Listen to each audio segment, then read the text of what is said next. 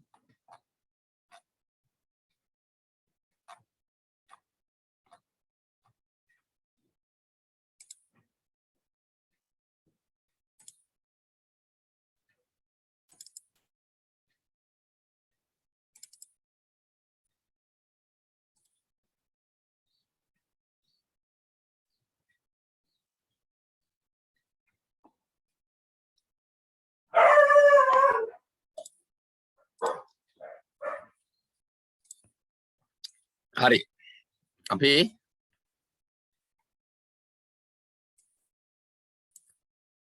අද කරන්න තියෙන්නේ මේ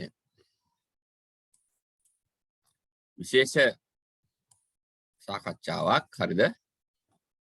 ඒ විශේෂ සාකච්ඡාවක් කියලා කියන්නේ අලුත් පාඩමක් තියෙන ප්‍රධානම කරුව තමයි ඒ පාඩමේ මුල ඉඳන්ම මේ මොකද මේ පාඩමට සම්බන්ධතාවය කොහොමද කියන එක හඳුනා ගන්න ඕනේ. පාඩමට තියෙන සම්බන්ධතාවය. ඒ වගේමයි මෙන්න මේ ඒ කියන්නේ අපි දැන් පටන් ගන්න හදන පාඩම මේ මොන වගේ හැඩයක්ද ගන්නෙ, මොන වගේ බර තැබීමක්ද විභාගෙට තියෙන්නේ. හරි? ඇත්තටම මේ පාඩම ඉවර කරොත් ඔයාලට 100 එක ඇවිල්ලා තියෙන්නේ. C ඒ කියන්නේ පාස් වීම 100 කියන්නේ පාස් එක දෙන්නේ. හරිද? C කියන ලෙවල් එක අවසන්. හරිද? ඒ වගේමයි මේක සෑහෙන අමාරු නෙමෙයි, සෑහෙන වැදගත් පාඩමක්.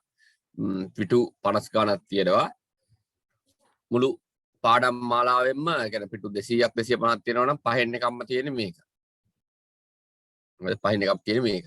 ඒකෙනුත් මේ මුදල් කියන කොටස, මුදල් හා බැංකු පද්ධතිය කියන කොටස මේ පාඩමෙත් පිටු 20කට ආසන්න ප්‍රමාණයකට යනවා. පිටු 52න් පිටු 20ක්. මේ මුලින් පටන් ගන්න කොටස හැයෙන වැදගත්. හරිද? පාඩම කොතෙන්ද සම්බන්ධ වෙන්නේ? පාඩම කොතෙන්ද සම්බන්ධ වෙන්නේ? හරිද? පාඩම සම්බන්ධ වෙන්නේ මෙන්න මෙහෙමයි ළමයි. අපි දැන් වාණිජ්‍ය ගැන කතා කර ඉන්නේ. වාණිජ්‍ය ගැන කතා කර ඉන්නේ. ගිය සතියේ වෙනකන් යම් කොටසක් කතා කරා. හරිද? වාණිජ්‍ය කියන ප්‍රධාන මාතෘකාව අපිට කොටස් දෙකකට බෙදා ගන්න පුළුවන්. කොටස් දෙකකට බෙදා ගන්න පුළුවන්. වෙළඳාම සහ හරිද උපකාරක සේවා. මේ පොඩි නෝට් chart එක ගහගත්තත් කමක් නැහැ කොතනක හරි. හරිද? වෙළඳාම සහ උපකාරක සේවා. හරිද? උපකාරක සේවා. එතකොට අද අපි සාකච්ඡා කරන්න ළමයි මේ පැත්ත. පහුකාලේම අපි කතා කරනවා මේ වෙළඳාම ගැන. අපි සාකච්ඡා කරන්න යන මේ උපකාරක සේවා කියන කොටස. උපකාරක සේවා කියලා කියන්නේ වෙළඳාම පහසු කරන්නා වූ සේවාවක්. සේවා කියලා ගොඩක් දේවල් තියෙනවා. හරිද? සේවාවක් කියලා කියන්නේ උපකාරක සේවා සහ ඍජු සේවා. නමුත් අපිට අවශ්‍ය වෙන්නේ මේ වාණිජ්‍ය කොටස මේ මොහොතේදී උපකාරක සේවාවන් උපකාරක සේවා කියලා කියන්නේ වෙළඳාම් පහසු කරන සේවාවන්. වෙළඳාම් පහසු කරන සේවාවන්. ඒතොර වෙළඳාම පහසු කරන සේවාවන් පිළිබඳව තමයි මේ පිටු 52 පුරාවටම අපි සාකච්ඡා කරන්නේ. එතෙන්දී අනුමාතෘකා කිහිපයක් තියෙනවා. අනුමාතෘකා. ඒ කියන්නේ උපකාරක සේවාවන් මොනවද කියන්නේ? ඔය මුදල් සහ බැංකු එකක්. මුදල් බැංකු. හරිද? දැන් ඒක තමයි ලොකුම පාඩම මේකේ. වෙළඳාම පහසු කරන්න මුදල්ලා බැංකු වලින් වෙන කාර්යභාරය. උපකාරක සේවාවක්. වෙළඳාම් පහසු කරන්න sannivedanaye. මට මතක නැහැ මේකේ තියෙන පිළිවෙල කොහමද කියලා. මු sannivedanaye තියෙනවා. වෙළඳාම පහසු කරන්න ප්‍රවාහනය හා ගබඩාකරණය. වෙළඳාම් පහසු කරන්න රක්ෂණය. ඔන්න ඔය ටික ගැන තමයි කතා කරන්න දෙන්නේ. ඔන්න ඔය මාතෘකා 4 සමහරවිට තා එකක් දෙකක් තියෙද්දි දන්නේ නැහැ. 4 හරිද? පුළුල්ව කතා කරන්න තියෙන්නේ. ඕකම ඔයාලගේ A level විභාගයේ 7 වෙනි පාඩමෙන් පටන්ගෙන 10 වෙනි පාඩම දක්වාම තියෙන්නේ ඔන්න ඔය පාඩම් 4. මුදල්, රක්ෂණය, sannivedanaya, ප්‍රවාහනය. හරිද? මේ මම එක මම ඔයාලට පෙන්වන්න ගත්තා. හරිද? ඒකෙනුත් යම් කොටස් ටික මම මේ 7 වෙනි පාඩම හරිද? මුදල් භාවිතය, මූල්‍ය පද්ධතිය ගැන කතා කරන්නේ අපි A level වල ওই පාඩම. ඒතර මම මේ කියන්න ගියේ A level වලට කොච්චර වැදගත්ද කියන එක. ඒතර සමහර ගුරුවරු කියනවනේ මේ A level කරන කාල තුල AT කරන්න එපා කියන එක. ඒතර ඒගොල්ලන්ට තියෙන උත්තර තමයි ඔය තියෙන්නේ. ඔය පාඩම් 4 කරන්න සාමාන්‍යයෙන් A level වලට යනවා මාස 8ක් විතර. මාස 8කට වැඩි යනවා. අද ඔය කියන ගුරුවරුන්ට. අපි මේ දවස් දෙකෙන් කරනවා. පාඩම් වල. සාමාන්‍ය පොඩි කොටස් ටිකක් කතා කරන්න පුළුවන්. නමුත් යම් කිසි සාධාරණ දැනුමක් ඒවයින් එනවා. එතකොට අපි බලමු. මෙන්න මේක හැබැයි මෙන්න මේක ඇඳගන්නම නම් හොඳයි ළමයි. එතකොට ඔයාලට තියෙනවා තේරෙනවා කොතෙන්ටද අපි යන්නේ කියන්නේ. කොතෙන්ටද යන්නේ කියන එක. ඒ කියන්නේ වෙළඳාම වාණිජ්‍ය තුල අපි මොකද්ද ඉගෙන ගන්න හදන්නේ මේ මොහොතේ. මුදල්, sannivedanaya, ප්‍රවාහණය හා ගබඩාකරණය, රක්ෂණය කියන මාතෘකාවන් ඇයි වැදගත් වෙන්නේ? ඇයි ඉගෙන ගන්න? කොතනද ඉගෙන ගැනීමට අවශ්‍ය වෙන මූලාශ්‍රය තියෙන්නේ? පොඩ්ඩක් ඕක ඇඳ ගන්න.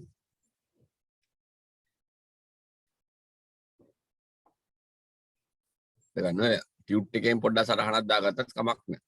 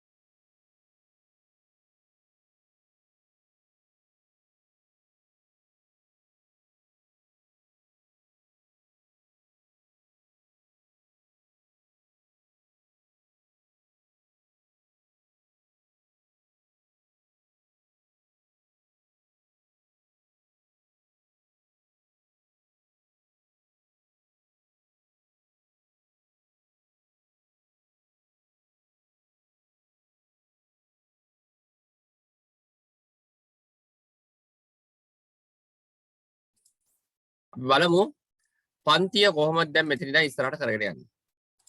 උපකාරක සේවා, මුදල් පද්ධතිය, මූල්‍ය පද්ධතිය, මුදල් බැංකු ගැන කතා කරන්න තියෙනවා. ව්‍යාපාරවලට සපෝට් කරන්නේ කොහොමද? මූල්‍ය පද්ධතිය. හරිද? මුදල් භාවිතය, මුදලේ දායකත්වය සහ ව්‍යාපාරයේ මූල්‍ය පද්ධතිය පිළිබඳව අපි සාකච්ඡා කරන්න. මුදල්. හරි? මුදල්. භාණ්ඩ හා සේවා හුවමාරුවේදී පොදුවේ පිළිගන්නා ඕනෑම දෙයක් මුදල් විදිහට හඳුන්වන්න පුළුවන්. ඒ කියන්නේ ළමයි ඈත අතීතයේ ඉඳන් මේ වෙනකන් අද අපි භාවිතා කරන ව්‍යවහාර මුදල්, කාසි හා නෝට්ටු, බැංකු මුදල්, විද්‍යුත් මුදල් දක්වා පරිවර්තනය වූ මුදලේ විකාශනය හරිද ඈත අතීතයේ ඉඳන් මේ වෙනකන් විවිධ වූ අතරමැදි මාධ්‍යයන් තුළ හඳුනාගත්තා. අතරමැදි මාධ්‍යයන් තුළ හඳුනාගත්තා. එතකොට දැන් මුදල් අවශ්‍ය වෙන්නේ දැන් අපේ භාණ්ඩ හා සේවා අපේ අවශ්‍යතාවයන් සම්පූර්ණ කරගන්න කෙනෙක්ගේ ළඟ තමයි අපිට ඕන උවමනාවන් තියෙන්නේ. උවමනාවන් කියලා කියන්නේ නිෂ්පාදිත තියෙන්නේ. භාණ්ඩ තියෙන්නේ, සේවාවන් තියෙන්නේ. තව කෙනෙක්ගේ ළඟ තමයි මේ භාණ්ඩ සේවා මිලට ගැනීමේ අවශ්‍යතාවය පැනනගිලා තියෙන්නේ. ඒක පැහැදිලි. එතකොට කොහොමද අවශ්‍යතාවයන් පැනනගුණු කෙනාගේ ළඟ සහ නිෂ්පාදිතයන් තියෙන කෙනා අතර මේ හුවමාරුව සිද්ධ වෙන්නේ? හුවමාරුව සිද්ධ වෙන්නේ. හරි? එතකොට මුල්ම කාල තුල භාණ්ඩ වලට භාණ්ඩ හුවමාරු කරපු යුගයක් තිබුණේ.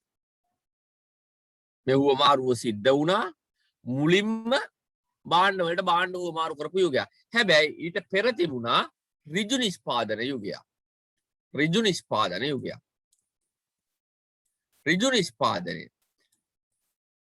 මේ හුවමාරු යුගය ඇති වෙන්න පෙර හරිද මෙතන නොපෙනෙන තැනක් තියෙනවා ළමයි ඍජු නිෂ්පාදනය. ඍජු නිෂ්පාදනය කියලා කියන්නේ තමාගේ අවශ්‍යතා තමා විසින්ම සපුරා ගන්නා වූ යුගයක් තිබුණා. ඒ කියන්නේ මට ඕන නම් ආහාර මම මස් දඩයම් කරගන්න ඕන. මට ඕන නම් දුනු ඊතල ටික මම ඒ දුනු ඊතල ටික හදා ගන්නවා. මට නිවසක් ඕන නම් මම ගල් ගුහාවක් හදා ගන්නවා. හදා ගන්නමයි කියලා කියන්නේ ගල් ගුහාවක අවශ්‍ය කටයුතු ටික සාසා ගන්නවා. හරිද? එතකොට මොකද්ද මේ නිෂ්පාදනය තමාගේ දේවල් තමාටම නිෂ්පාදනය කරගෙන යාමට අවශ්‍ය වෙන කරුණු කාරණා යෙදුණු නිසා හරිද? ඒක ඍජු නිෂ්පාදනය කියලා කියනවා. ඒක අතිශයින් සරල ජීවන ක්‍රමයක් පැවති මුල් යුගයේ තිබුණු තත්ත්වය. මුල් යුගයේ තිබුණු තත්ත්වය. හරිද? මේක ගැන තියෙද්දන්න කොටස් ටික බලමු අපි. හරිද? නැත්නම් ඒක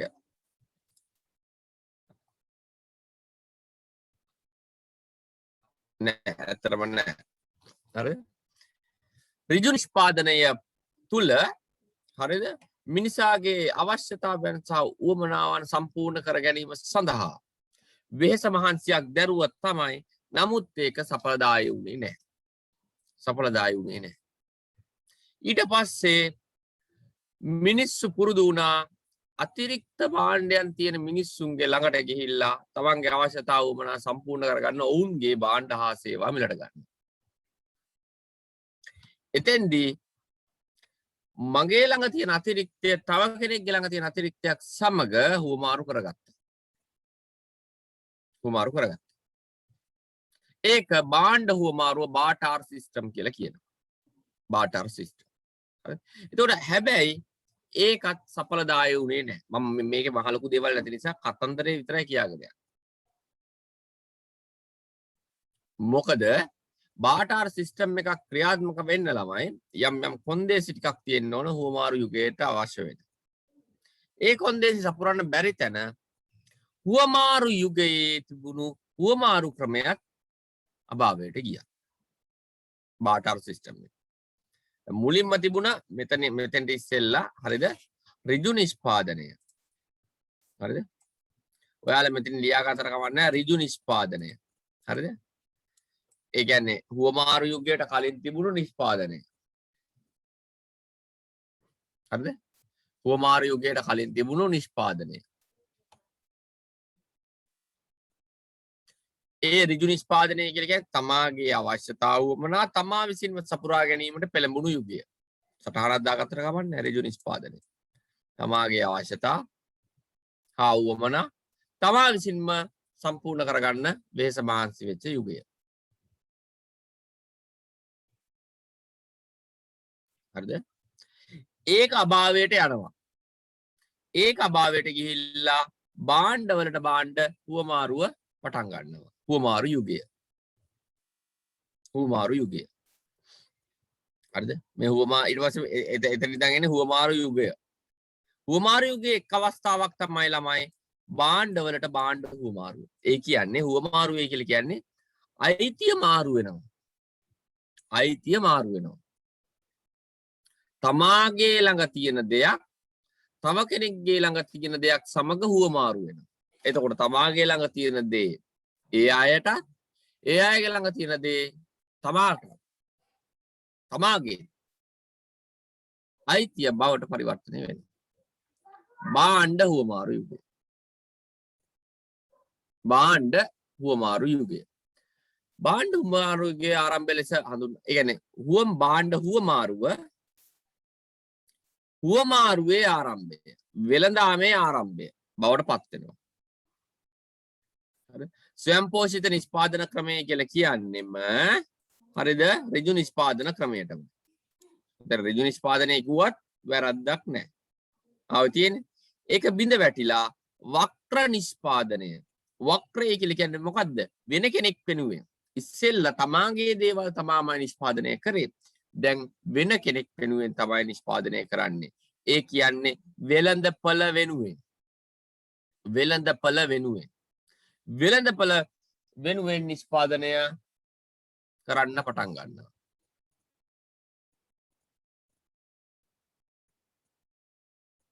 හරිද? වෙළඳපළ වෙනුවෙන්. වෙළඳපළ වෙනුවෙන් නිෂ්පාදනය කිරීම සමානයි වෙළඳපළ වෙනුවෙන් නිෂ්පාදනය කිරීම තමයි හරිද? භාණ්ඩ හුවමාරු, ඒ කියන්නේ හුවමාරු යුගය ආරම්භ වීම. එතකොට වෙළඳපළ වෙනුවෙන් නිෂ්පාදනය ආරම්භෙන්නෙම ඍජු නිෂ්පාදනයේ ප්‍රතිඵලයක් විදියට. හරිද? ඇයි? මිනිස්සු කාලයක් තිස්සේ තමාගේ දේවල් තමාම සම්පූර්ණ කරගන්න ගිහිල්ලා තමා වඩා දක්ෂ දේවල් ගැන වැඩිපුර හිත යොමලා හරිද? ඒ කෙරෙහි විශේෂීකරණ පළපුරුද්දක් ඔහුට හෝ අයට ලැබෙනවා. එතකොට ඒකේ ප්‍රතිඵලයක් විදියට අතිරික්ත භාණ්ඩයන් නිෂ්පාදනය වෙනවා. අතිරික්ත භාණ්ඩ. ඒ කියන්නේ මට ප්‍රයෝජනයට වැඩි භාණ්ඩ ප්‍රමාණය. මම මස් නිෂ්පාදනය කරනවා නම් මස් නිෂ්පාදනය මට මගේ පරිභෝජනය සඳහා ප්‍රමාණවත් ඊටත් වඩා වැඩියෙන් නිෂ්පාදනය කරනවා. එතකොට එක් දේ හරිද? අපිට වැදගත් උනේ ඒ අතිරික්තය තමයි හුවමාරු වෙන්න පටන් ගත්තේ. පසු කාලීනව. හරිද? ඒකෙන් තමයි වක්‍ර නිෂ්පාදනය හේවත් වෙළඳපළ උදෙසා භාණ්ඩ නිෂ්පාදනය කරන්න පෙළඹුණේ. තේරුණාද ළමයි? ඒ කොටස තේරුණාද?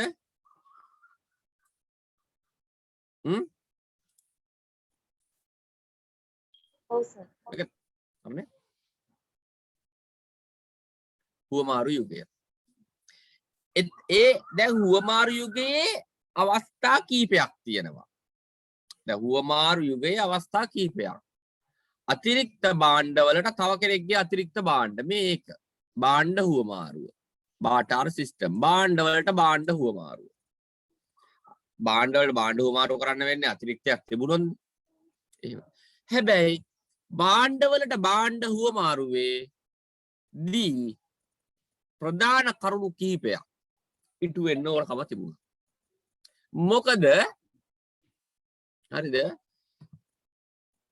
කෙනෙක්ගේ ළඟ තියෙන භාණ්ඩයක් අනිකාට අවශ්‍යතාවයක් තියෙන්න ඕන. ඔයාට මස් ඕන නම් මට ඊතල ඕන. එහෙම හිතන්නකෝ. හැබැයි මම නිෂ්පාදනය කරන්නේ මස්. ඔයා නිෂ්පාදනය කරන්නේ ඊතල. හරිද? මට සතා මරන්න ඊතල ඕන, ඔයාට කෑමට මස් ඕන.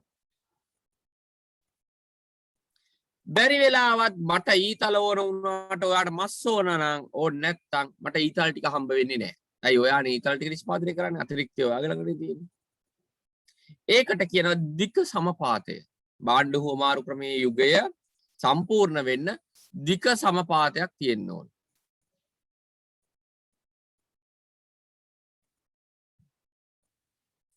හරිද? දික සමපාතයක්. දික සමපාතයක් නැත්නම් භාණ්ඩ හුවමාරු යුගය අසම්පූර්ණයි.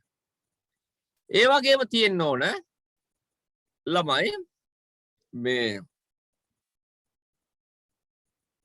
මොනවද මේ අපි හුවමාරු කරන භාණ්ඩ අතර නිශ්චිත හුවමාරු අනුපාතයක්. හුවමාරු අනුපාතයක්. හරිද?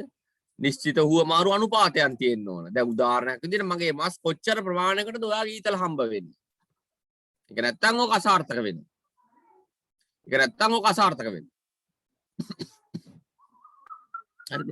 ඒ වගේමයි ඒ ක්‍රමය තුල භාණ්ඩ කල් තියා ගන්න පුළුවන් වෙන්න ඕන. කල් තබා ගැනීමට. කල් තියා ගන්න පුළුවන් වෙන්න ඕන. කල් තියා ගන්න බැරි වෙන තැන කරන්න බැරි වෙන. හරිද? භාණ්ඩ කුඩා කොටස් වලට බෙදා ගන්න පුළුවන් වෙන්න. කුඩා කොටස් වලට බෙදා ගන්න පුළුවන් වෙන්න. ඒව නැත්තම් මේක අවුල් ජාලාව බවට පත් වෙනවා. ඇත්තටම ඒ කොන්දේසි සම්පූර්ණ කරගන්න බැරි වෙන තැන භාණ්ඩ හුවමාරුව කල්ලිකුත් වෙනවා. යල් පනිනවා. ගැලපෙන්නේ නැහැ.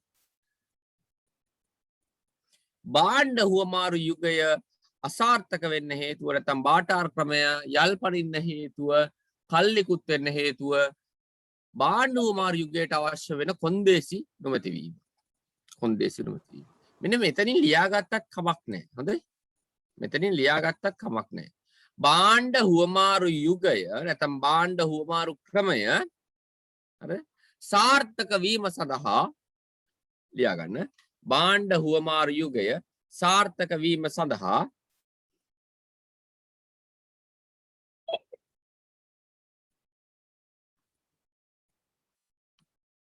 කොන්දේසි කිහිපයක් සපුරාලිය යුතුව ඇත. කොන්දේසි කිහිපයක් සපුරාලිය යුතුව ඇත.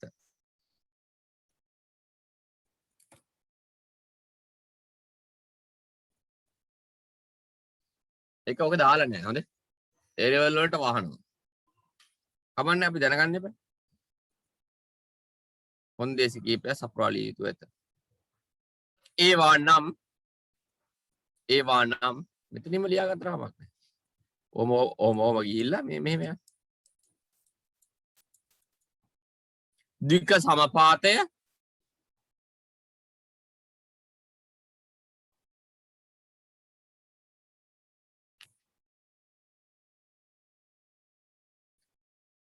නිශ්චිත හුවමාරු අනුපාතයක් පැවතීම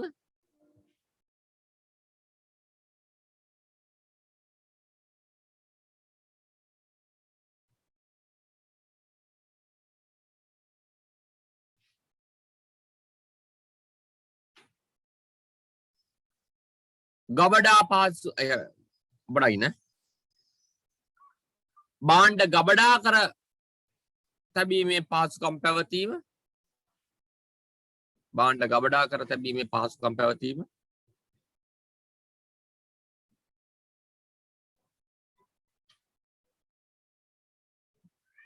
කුඩා ඒකකවලට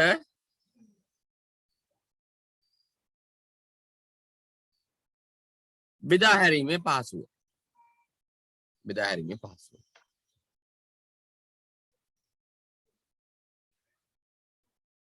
හරි අවසාන ලියා ගන්න මෙම කොන්දේසියටු නොවන තැන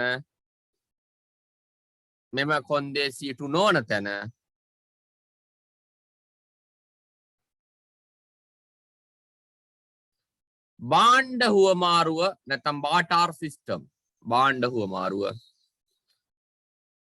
අසාර්ථක විය.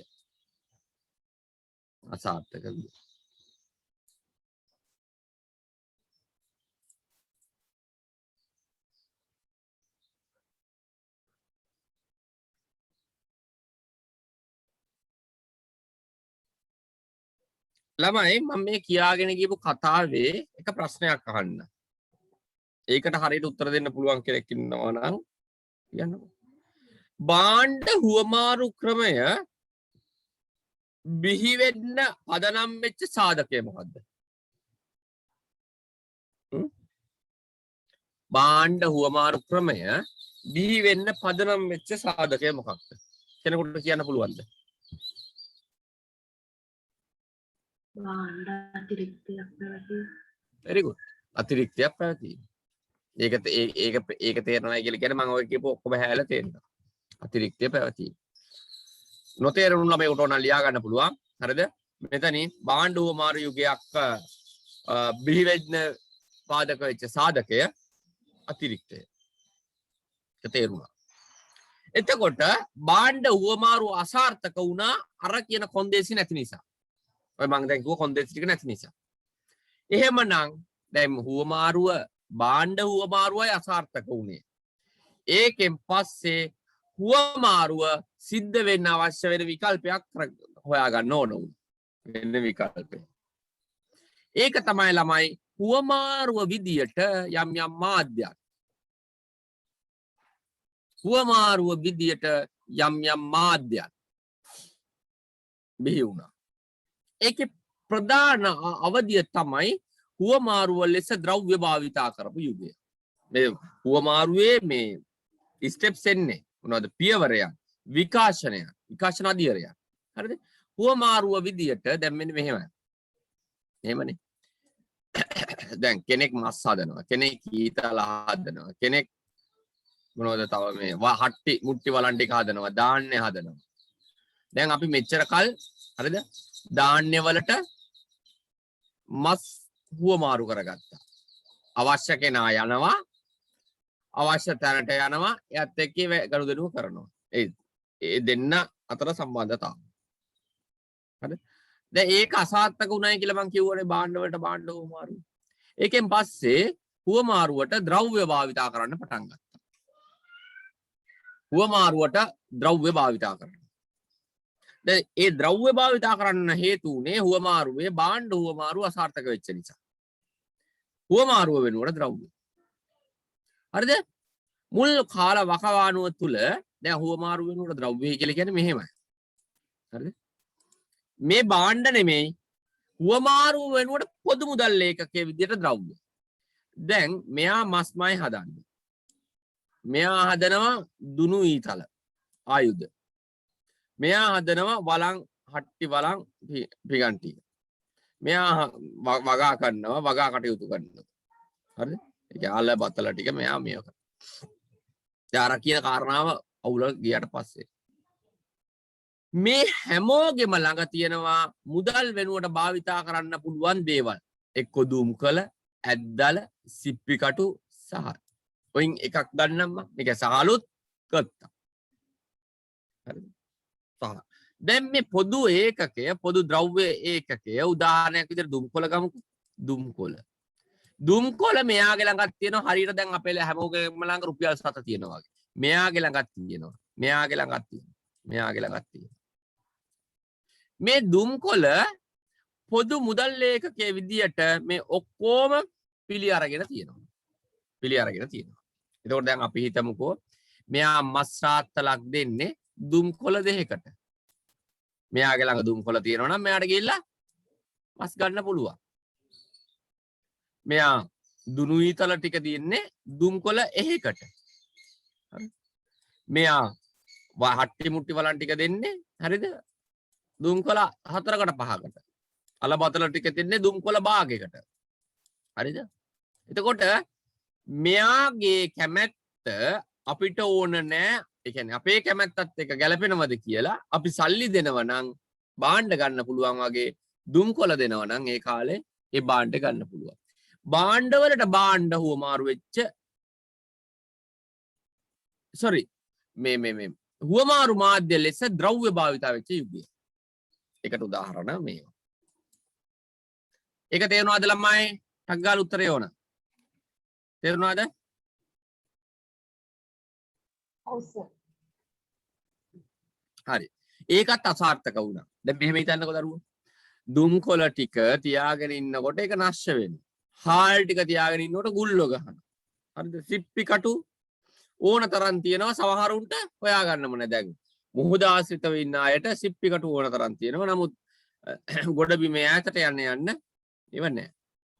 ඒ නිසා මේ භාණ්ඩ හුවමාරු වලට භාවිතා කරන ලද ද්‍රව්‍ය පිළිබඳව මිනිසුන්ගේ විශ්වාසය නැති වුණා. විශ්වාසය නැති වුණා. ඊට පස්සේ කල් ඉක්ුත් වෙනවත් එක්කම කල් යනවත් එක්කම මුදල් වෙනුවට ද්‍රව්‍ය භාවිතා කරපු කාලවකවානුව යල් පැනලා ගිහිල්ලා ඒ වෙනුවට ලෝහ මුදල් භාවිතා කරන්න පටන් ගත්තා. ලෝහ මුදල් කියලා කියන්නේ ඔය අපේ අර ජාතක කතා හැම තියෙන්නේ. ඒ කාලවකවානුව රංකාසි රිදී කාසි හරිද? තඹ අන්නේ කාසි භාවිතා කරපු යුගය. ඒවා පූර්ණ මුදල් කියලා කියනවා ළමයි. පූර්ණ මුදල් කියන්නේ හරිද? ඕන මෙතනින් ලියාගත්තට කමක් නැහැ. පූර්ණ මුදල් යනු හරිද? මුදලේ සඳහන් අගයම ලෝහයේ වටිනාකමද වන අවස්ථාව. කියලා දෙන්න. මුදලේ සඳහන් අගයම ලෝහයේ වටිනාකමද වන අවස්ථාව. තමයි පූර්ණ මුදල් කියන්නේ. දැන් මෙහෙම හිතනවා. අපේ රුපියල් 10යි කොලේ ගත්තට පස්සේ ඒ කොලේ රුපියල් 10ක් වටින්නේ නැහනේ. හරිද? ඒකේ නාමිකාගය. ඒකේ සඳහන් කරලා තියෙන නාමිකාගය තමයි රුපියල් 10 වටින්නේ.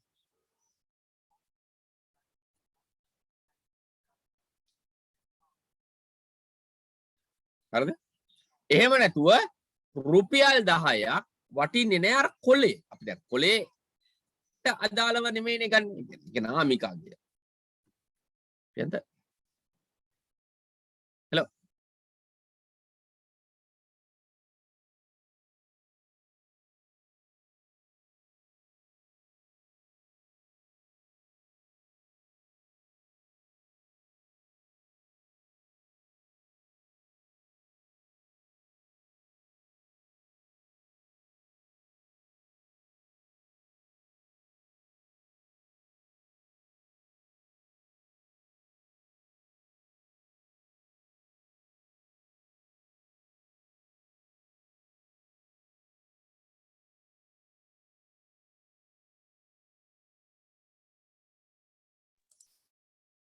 හරි. හරිද? පූර්ණ මුදල්. මුදලේ අගය මුදලේ වටිනාකම ඒ කියන්නේ මුදලේ සඳහන් වටිනාකම ඒ ලෝහයේද අන්තර්ගත. පූර්ණ මුදල් කියලා කියනවා. ලෝහ භාවිත කරපු යුගයේ. ඒකට රත්තරන් රිදී තඹ වගේ ලෝහ භාවිත කරනවා. ඊට පස්සේ මේ වර්තමාන යුගයට පැමිණෙනවා කාසි හා නෝට්ටු භාවිත කරපු යුගය. කාසි හා නෝට්ටු රුපියල් 7 ලංකාවේ. ඇමරිකාවේ ඩොලර්, ඉන්දියාවේ රුපියල්, ඕස්ට්‍රේලියාවේ ඩොලර්, ජපානයේ යෙන්, චීනයේ යුවාන් ඔය වගේ කාසියා නෝට්ටු භාවිත කරපු යුගයක් ආවා සහ දැන් තියෙන්නේ ඒ යුගයේ තමයි. හැබැයි දැන් තියෙන යුගයේ කාසියා නෝට්ටු භාවිත කරනවත් එක්කම බැංකු මුදල් ගනුදෙනු කරනවා. උදාහරණ ඉල්ලුම් තැන්පත්. ආසන්න මුදල් ගනුදෙනු කරනවා. දාන්න ඉල්ලුම් තැන්පත් ඒව පැහැදිලි කරනවා. ආදේශන මුදල් භාවිතා කරනවා. මේ ආදේශන මුදල් වලට අයිති දේවල්. විද්‍යුත් මුදල්, ණය කාඩ්පත්, හර කාඩ්පත්, විද්‍යුත් මුදල්, පසුම්බි සහ ජාල මුදල් අන්තර්ජාලය තුල භාවිතා වන මුදල් වර්ග. එතකොට මුදලේ විකාශනය ඔන්න ඔය වගේ හැඩයක් ගත්තා ළමයි. ඔය වගේ හැඩයක් ගත්තා. මෙන්න මේක තමයි මේ පාර ප්‍රශ්නෙට ගොඩක් දුරට අහන්නේ. මුදලේ විකාශනයේ වලාකුළු මුදල් යනු කුමක්ද කියන එක. වලාකුළු මුදල්. cloud money. හරි. ඒ කියන්නේ වලාකුළු මුදල් කියලා කියන්නේ ළමයි මේක තාක්ෂණය. තාක්ෂණික මෙවලම. වලාකුළු තාක්ෂණයේ cloud technology කියලා ටෙක්නොලොජි එකක් තියෙනවා. අන්න ඒ තාක්ෂණයේ ඔස්සේ අන්තර්ජාල වෙළඳපොළ හා අන්තර්ජාල අවකාශය තුල භාවිත වන මුදල් විශේෂය.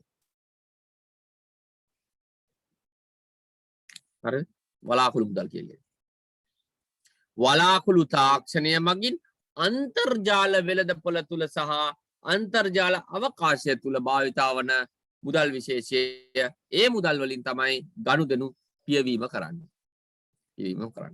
මේක එක්සෑම් කියලා දාගන්න. වලාකුළු මුදල් යනුවෙන් අදහස් කරන්නේ කොහොමද?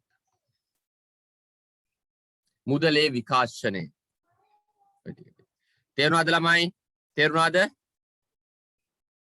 ඔව් සර්. හරි.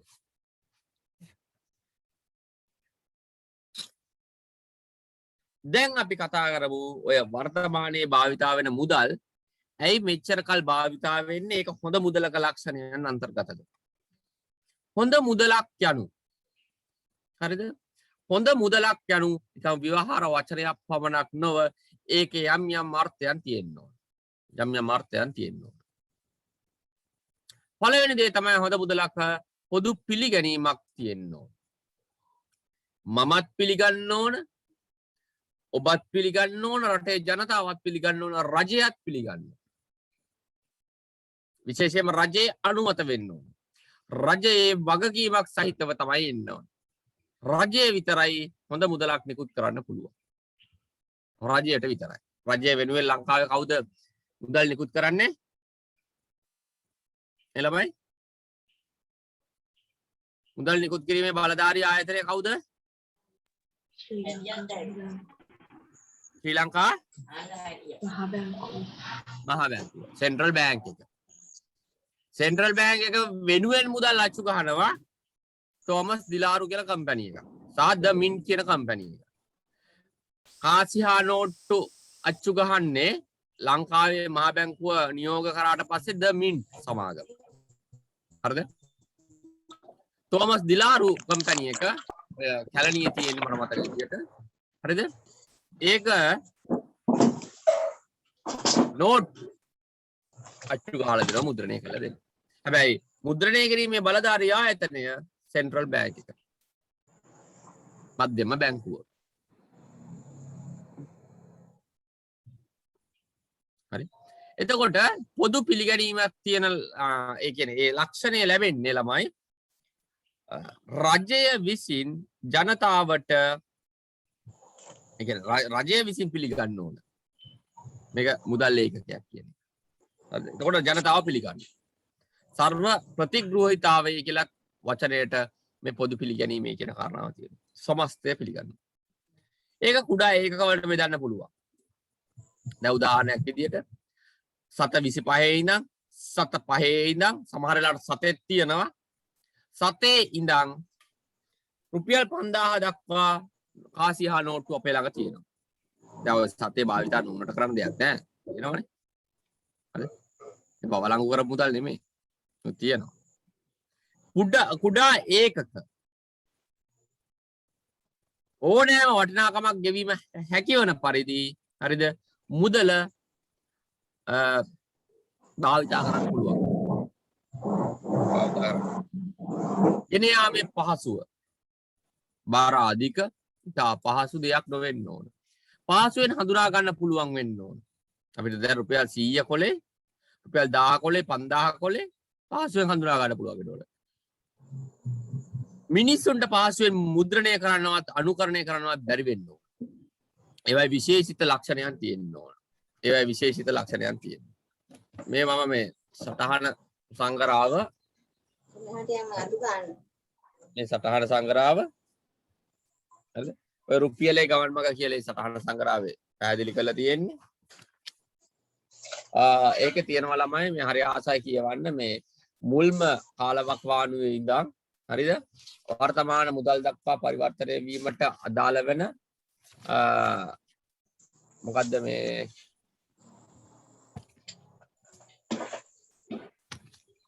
විශේෂිත තත්ත්වයන් ටික මුදල ගැන සාකච්ඡා කරන්න පුළුවන් සටහනක් හොඳ. ඔයාලා මේ A level කරනවා A level වලට කොමර්ස් කරනවා නම් හරිද? ඔය සටහන සංගරාව සහ සටහන සංගරාව තියෙන ළමයි මේ සෙන්ට්‍රල් බැංක් එකේ. සටහන සංගරාවක් ඊට පස්සේ තියෙනවා මේ මොකද්ද මේ අනිත් එක. රෝට්ටු දෙපාර්තමේන්තුවෙන් ගාන සංගරාවක් තියෙනවා මේ දෙසතිය. හරිද? දෙසතිය රුපියල් 60යි සටහන සංග්‍රහය රුපියල් 20යි. සාමාන්‍යයෙන් සටහන සංග්‍රහය වෙන්නේ මාස 2කට 3කට සැරයක්. ඔයාලට දෙන්න පුළුවන් රුපියල් 20ක් දෙන්න පුළුවන් නේ. හරිද? දෙසතිය එනවා සති දෙකකට සැරයක්. හරිද? රුපියල් 60ට දීලා කියවන්න පුරුදු වෙන්න. ඒව තියෙනවා ගාල්ලේ නම් සටහන සංග්‍රහයයි දෙසතිය නම් මන් දන්නේ නැතිද කියලා. සටහන සංග්‍රහය තියෙනවා මේකට එනවා. සරසාවි බුක් ෂොප් එකට. නැත්තම් සෙන්ට්‍රල් බැංක් එකට සල්ලි බැන්දොත් ඒගොල්ලෝ ගෙදරට එවනවා. මුළු අවුරුද්දටම ආවි රුපියල් 300. සෑහෙන්න වටිනවා කොමර්ස් වලට තියෙන මේවා. දෙසතිය ගන්න පුළුවන් දිස්ත්‍රික් ලේකම් කාර්යාලයේ මාධ්‍ය කවුළුවේ කියලා එකක් තියෙනවා. හරිද? ඒගොල්ලෝ ඒක නිකුත් කරනවා. වහාම ඌව කියවන්න පුරුදු වෙන්න. මහා ලොකු දැනුමක් A level කළා A level ඒ කියන්නේ A level විභාගෙට මුණ දෙනකොට තියෙනවා. කරු කියන්න ඕනේ නැනේ. අපි ටියුට් හදන්නේ ඕක කියවලා. එදා කාලීන තත්ත්වයන් තමයි ඒක තියෙන්නේ. පහස සුලභ හෝ දුලභ නොවෙන්න ඕන. සුලභ හෝ දුලභ නොවීම. ඒ කියන්නේ මේවා හිග වෙන්නත් බෑ. හිග වුණොත් මිනිස්සුන්ට මුදල් කෙරෙහි තියෙන විශ්වාසය නැති වෙනවා. හැබැයි සුලභ වෙන්නත් බෑ. සුලභ වුණොත් උද්දමනය වැඩි වෙනවා. ඒ කියන්නේ තමන්ගේ ළඟ ඕන තරම් සල්ලි තියෙනවා වඩා ඒකම මිනිස්සුන්ට අවශ්‍ය නිෂ්පාදිතයක් නැත්තම් රටේ සාමාන්‍ය මිල මට්ටම වැඩි වෙනවා. නිතර අවලංගු වීම වලට භාජනය නොවෙන්න ඕන වටිනාකම ස්ථායීතාවයෙන් යුතුව පවත්වාගෙන යන්න පුළුවන්. ඔතනින් ප්‍රශ්නයක් අහන සම්භාවිතාවය වැඩිලා. මෙතනින් හොඳ මුදලක ලක්ෂණ. සමහර වෙලාවට මගේ විශ්වාසය මේ ලක්ෂණ පිළිබඳව කතන්දරේ අහන්න පුළුවන් කෙටි ප්‍රශ්නයකට. කෙටි ප්‍රශ්නයකට. හරිද? හොඳ මුදලක පැවතිය යුතු ලක්ෂණයක් නොවන්නේ.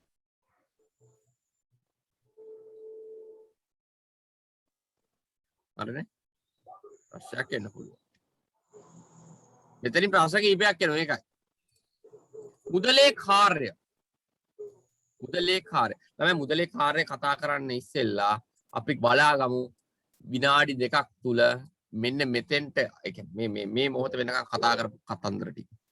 යම් කිසි ප්‍රශ්නයක් තියෙනවා නම් මගෙන් අහන්න. ඒ ප්‍රශ්නේ ඒ කියන්නේ ඔයාලට නොතේරෙන දෙයක් තියෙනවා නම් මගෙන් අහන්න. එහෙම නැත්නම් ඔය කියන මම අර විභාගයට එනවා කිව්ව පොයින්ට් දෙක හොඳින් ධාරණය කරගන්න.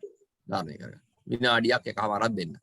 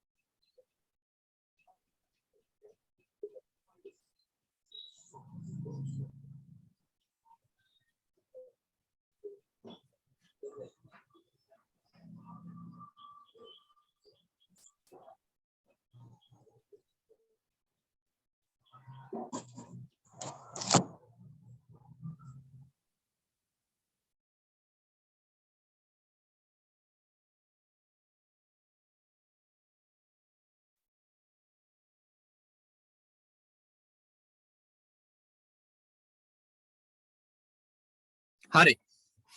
අපි බලමු ඊට පස්සේ. මුදලේ කාර්යය. ඒ කියන්නේ ළමයි දැන් අපි හුවමාරුව සාර්ථකව සිද්ධ වෙන්න පොදු පිළිගැනීමක් ඇති වෙන්න ඒ හුවමාරු මේ කියන්නේ මුදලකින් සිද්ධ වෙන්න ඕන දේවල් ටික සිද්ධ වෙන්න අවශ්‍ය පොදු හැඩය. මුදලක තියෙන්න ඕන ලක්ෂණය. මොනවද කියලා කතා කරා. ඒ ලක්ෂණයන් තියෙන්නේ මෙන්න මේ කාර්යයන් ටික ඉටු කරගන්න. මෙන්න මේ කාර්යයන් ටික ඉටු කරගන්න. මුදලක ප්‍රධාන කාර්යය තමයි හරිද? පළවෙනි කාර්යය තමයි විනිමය මාධ්‍යයක් ලෙස කටයුතු කිරීම. විනිමය මාධ්‍යයක් ලෙස. මොකද්ද විනිමය මාධ්‍යයක් කියලා කියන්නේ? භාණ්ඩ හා සේවා හුවමාරු වීමේදී අතරමැදියෙක්. මෙන්න මේවයි මතක තියාගන්න ඕනේ. විනිමය මාධ්‍ය කියලා කියන්නේ භාණ්ඩ සේවා හුවමාරුවේදී අතරමැදියෙක්. මෙන්න භාණ්ඩ හා සේවා හරි හුවමාරුවේ. ඒ කියන්නේ මෙතන විකුණුම් කරුවා ඉන්නවා, මෙතන ගැනුම් කරුවා. විකුණුම් කරුවාගේ ඉඳන් ගැනුම් කරුවාට භාණ්ඩ ටික යනකොට ගැනුම් කරුවාගේ ඉඳන් විකුණුම් කරුවා වෙත මුදල් ටික යනවා. අතරමැදිකරණය සිද්ධ කරේ මෙයා. විනිමය මාධ්‍යයක් කියලා කියන්නේ. රුපියල් 25000කට රූපවාහිනී යන්ත්‍රයක් මිලට ගැනීම. රුපියල් 25000 ගැනුම් කරු විසින් විකුණුම් කරුට දෙනවා. රූපවාහිනී යන්ත්‍රය විකුණුම් කරු විසින් ගැනුම් කරුට දෙනවා. හුවමාරුව සිද්ධ වුණා. විනිමය මාධ්‍ය අතරමැදියා ලෙස කටයුතු කරා රුපියල් 25000. එතකොට බලන්න රුපියල් 25000 මිලට ගැනීම කියන වචනය තියෙන්න ඕන විනිමය මාධ්‍යයක් ලෙස කටයුතු කරනවා. ඒක උදාහරණයක් දෙන්න පුළුවන්. මෙන්න බලන්න මෙතනින් එන ප්‍රශ්නේ. හරිද? රුපියල් 25000කට රූපවාහිනී යන්ත්‍රයක් මිලට ගැනීම මුදලේ කුමන කාර්ය අර්ථ දක්වයිද? හරිද? ඕන්න මෙන්න මෙහෙම දාන්න. හරිද? මුදලේ කුමන කාර්ය අර්ථ දක්වයිද? ප්‍රශ්නය නිර්මාණය කරා ඔයා විසින්ම. එතකොට ඔයා දැනගන්න ඕන මේ මිලට ගැනීමත් එක්ක එන්නේ විනිමය මාධ්‍ය කියන එක.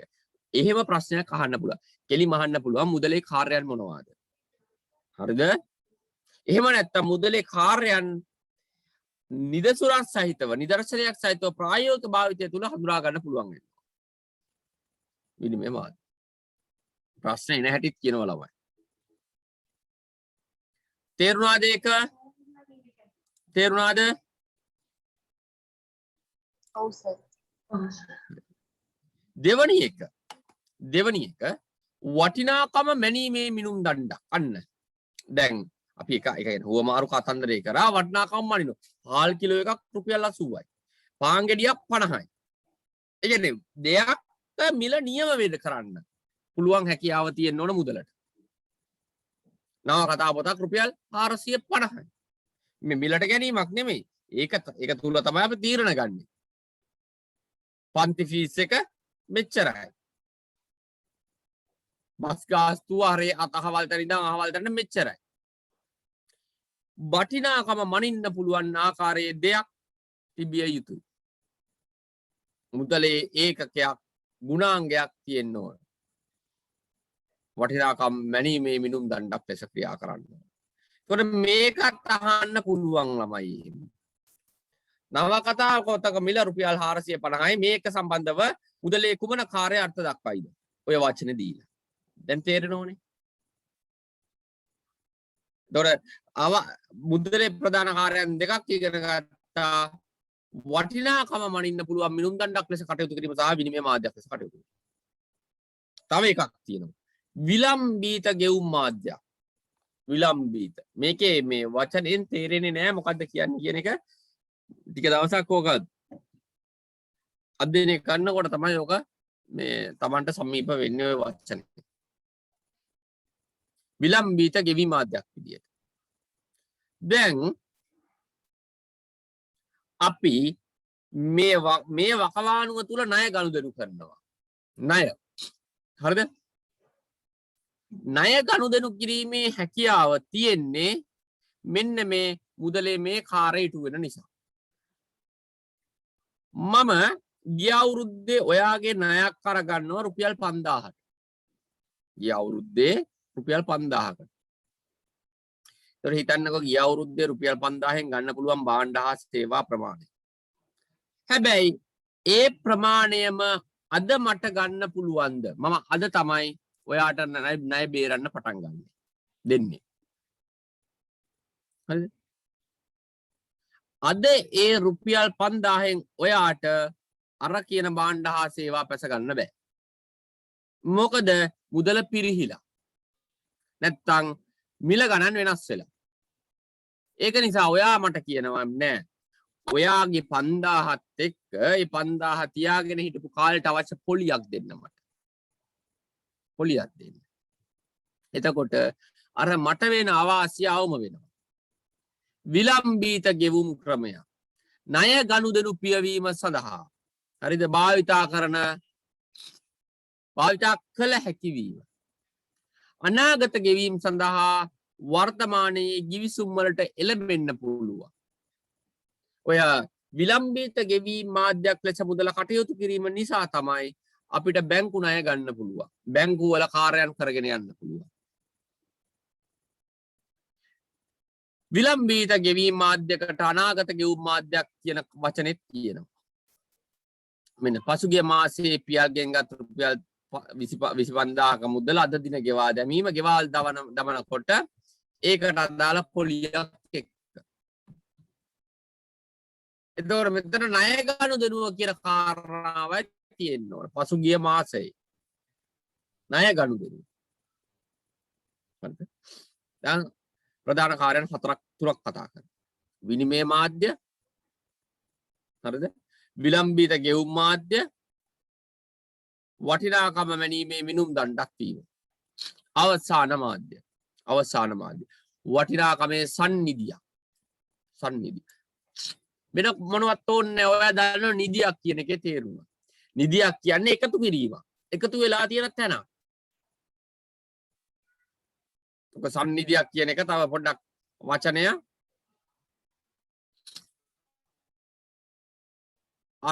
අරුත්බර කරලා තියෙනවා. නිධියක් කියලා කියන්නේ එකතු කරනවා. මුදල් එකතු කරන්න පුළුවන් වෙන්න ඕන. මුදල් රැස් කරන්න පුළුවන් වෙන්න ඕන. මුදල් එකතු කළා ඉතිරි කරන්න පුළුවන් වෙන්න ඕන. ඉතිරි කිරි. මුදල් වශයෙන් ළඟ තබාගෙන යන්න පුළුවන් වෙන්න ඕන.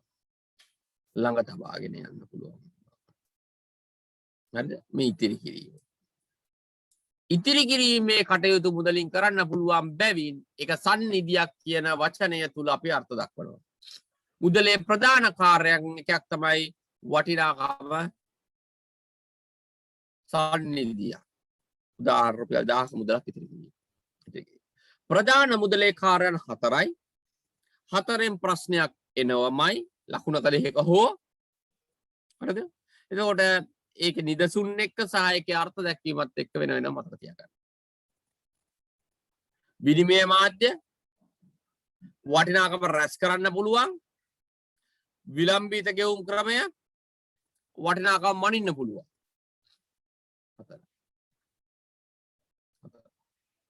හරි. ප්‍රශ්නයක් එනවම තමයි.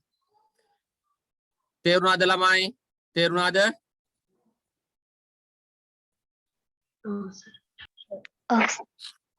එතකොට මේ පෙන්වන්නේ අර ඒ මාතෘකාවලට අදාළව මුදල හැසිරෙන ආකාරය.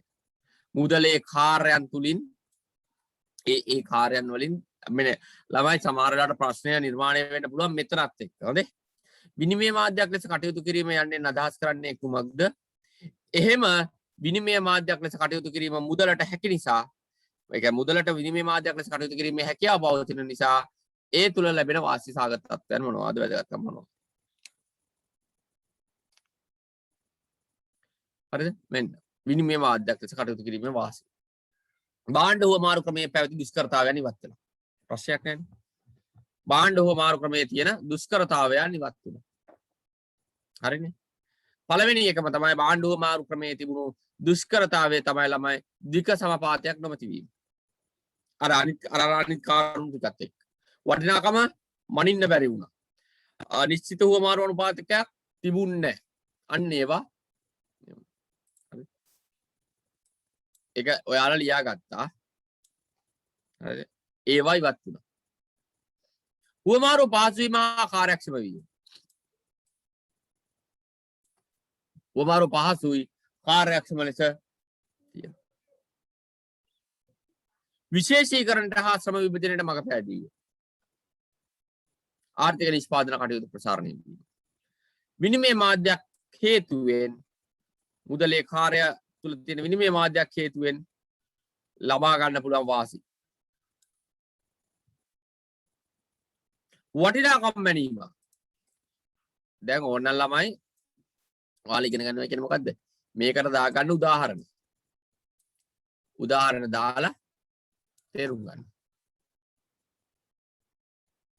රූපවාහිනී යන්ත්‍රය 25000කට මිලට ගන්න. හරි.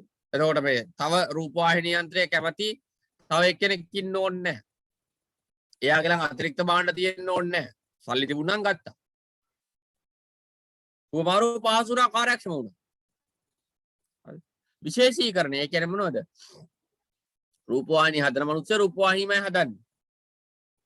අය එයාට දන්නවා එයාට ඒ ටික විකුණලා මුදල් අතර ගත්තට පස්සේ එයාගේ අවශ්‍යතාවයන් ටික එයාට ඉටු කර ගන්න පුළුවන් කියලා. වටිනාකම් මැනීමේ මිනුම් දණ්ඩක් ලෙස ක්‍රියාත්මක කිරීමේ තියෙන වාසි.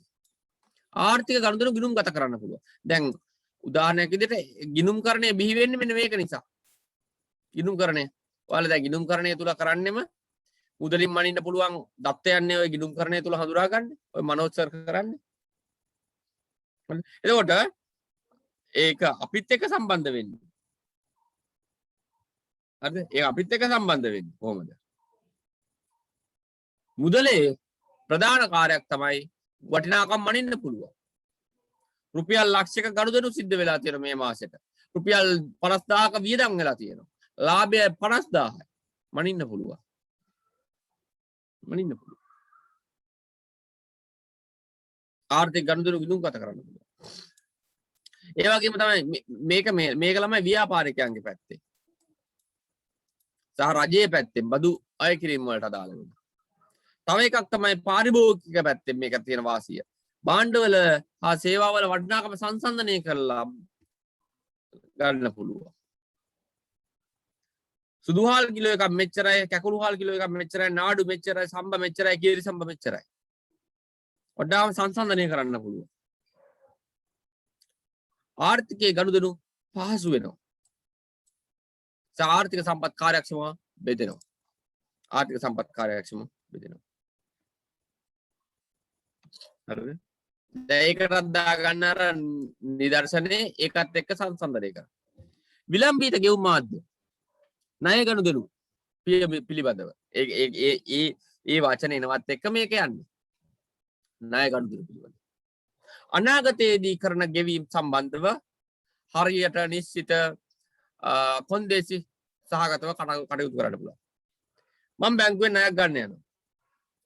ලක්ෂ 10ක්.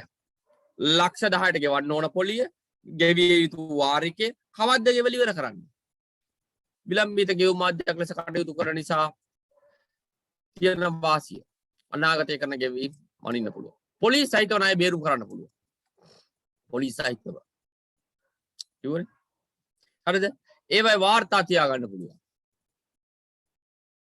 කොච්චර වාර්තාවක් තියාගන්න පුළුවන්. ව්‍යාපාර කටයුතු හා පාරිභෝගික ජීවන තත්ත්වය වර්ධනය කරගන්න පුළුවන්. ණය පදනම් මත භාණ්ඩ හා සේවා ලබා ගැනීමට පහසුකම් ඇති වෙනවා.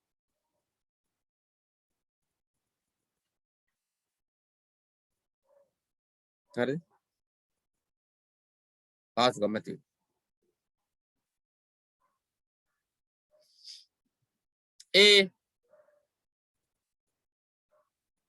මොකද්ද මේ විලම්බිත ගෙවීම් මාධ්‍යයක කටයුතු. වටිනාකම් සම්නිධිය. අපිට මුදල් විදියට ඉදිරි කරන්න පුළුවන් වීම නිසා පූර්ණ ද්‍රවශීලතාවෙන් යුතු වත්කමක් අපේ ළඟ තියාගන්න පුළුවන් වෙලා තියෙනවා. මුදල්. හදිසි අවස්ථාවලදී ගන්න. මුදල් ශේෂ ළඟ තබා ගන්න පුළුවන්. නැස්ය වෙන්නේ නැහැ, යල්පනින්නේ නැහැ. ඒ විලාස වෙන්නේ නැහැ දුම් කළා වගේ. ආල් වගේ ගුල්ලෝ ගහන්නේ නැහැ. හරිද? මුදල් වල තත්ත්වය ඒක මුදල් වල අවිනිශ්චිතතාවය අවම වෙනවා. ඒක මුදලට තියෙන පිළිගැනීම වෙනස් වෙන්නේ නැහනේ. අපි අවුරුදු ගානක් මේ ඉන්නවා මුදලට තියෙන පිළිගැනීම වෙනස් වෙන්නේ නැහැ. මුදල ෂේ වෙනවා ඒක වෙනම කතන්දරයක්. අද මුදල පිරිනනවා.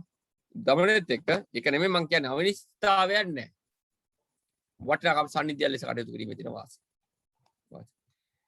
ඒ වාසි ටික තේරෙනවද ළමයි? ඒ වාසි ටික ඔව් සර්. ඔව් සර්. ඒ වාසි නැවත වරක් විනාඩි 2ක් දෙනවා කියව ගන්න. මම මේ දෙන්නේ ඒ විනාඩි ගාන වැඩි කරන එකේම හේතුව තේරෙනවනේ. ඒක හරිය ක්‍රමවත්ව ඒක හඳුනා ගන්න. විනාඩි 2ක් තුල.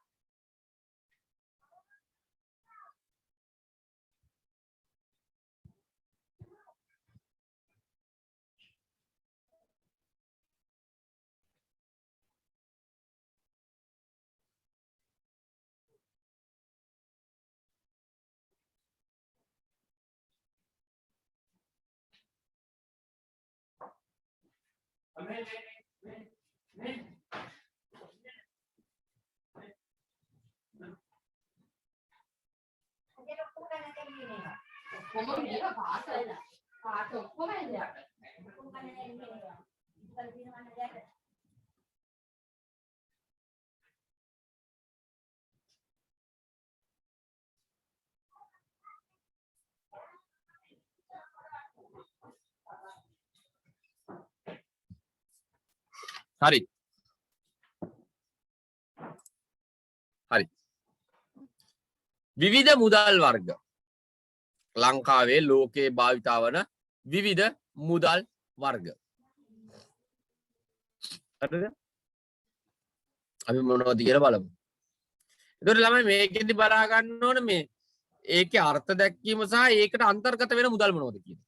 දැන් බලන්න විවහාර මුදල්. දැන් මුලින්ම තියෙන විවහාර මුදල්. විවහාර මුදල් කියලා අපි එදිනෙදා භාවිතා කරන මුදල්. එදිනෙදා භාවිතා කරන්නා වූ මුදල්. ඒක නිකම්ම නිකම් බෑ. දැන් අපිට ඕන දේවල් මුදල් විදිහට භාවිතා කරන්න බෑ. මූල්‍ය අධිකාරියක් විසින් රජයේ පිළිගත් ආයතනයක් විසින් මුදල් නිකුත් කිරීමට බලය ලත් ආයතන විසින් නිකුත් කරන්නා වූ මුදල්. නීත්‍යානුකූල වළංගු භාවයක් යුතු මුදල් ව්‍යවහාර මුදල් ශ්‍රී ලංකා මහ බැංකුව ලංකාවේ මූල්‍ය අධිකාරිය ඔහු විසින් නිකුත් කරනවා. ආසන්න මුදල්. ආසන්න මුදල්. දැන් විවහාර මුදල් 100%ක් ද්‍රවශීලතා. ඒක ඒව අපේ ළඟ තියෙනවා නම් 100% පූර්ණ ද්‍රවශීලතාවකින් තියෙනවා. ඒ කියන්නේ මොකද්ද? ඉක්මනින් මුදල් බවට පත් කරගැනීමේ හැකියාව තමයි ද්‍රවශීලතාවය කියන්නේ. ළමයි ඒක දන්නේ නැති ළමයි ඉන්නව නම් මේක ලියා ගන්න. ද්‍රවශීලතාවය මෙන්න මේ කොහෙන් හරි ලියා ගන්න පුළුවන්. ද්‍රවශීලතාවය මෙන්න මේ උඩි යනු. ද්‍රවශීලතාවය යනු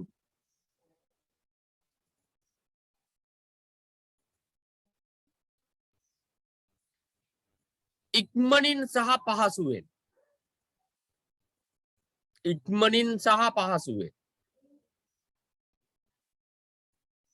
එනම්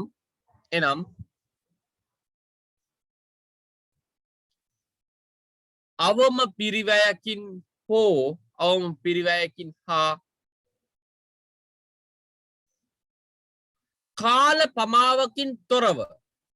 පිරිවැයකින් හා කාල පමාවකින් තොරව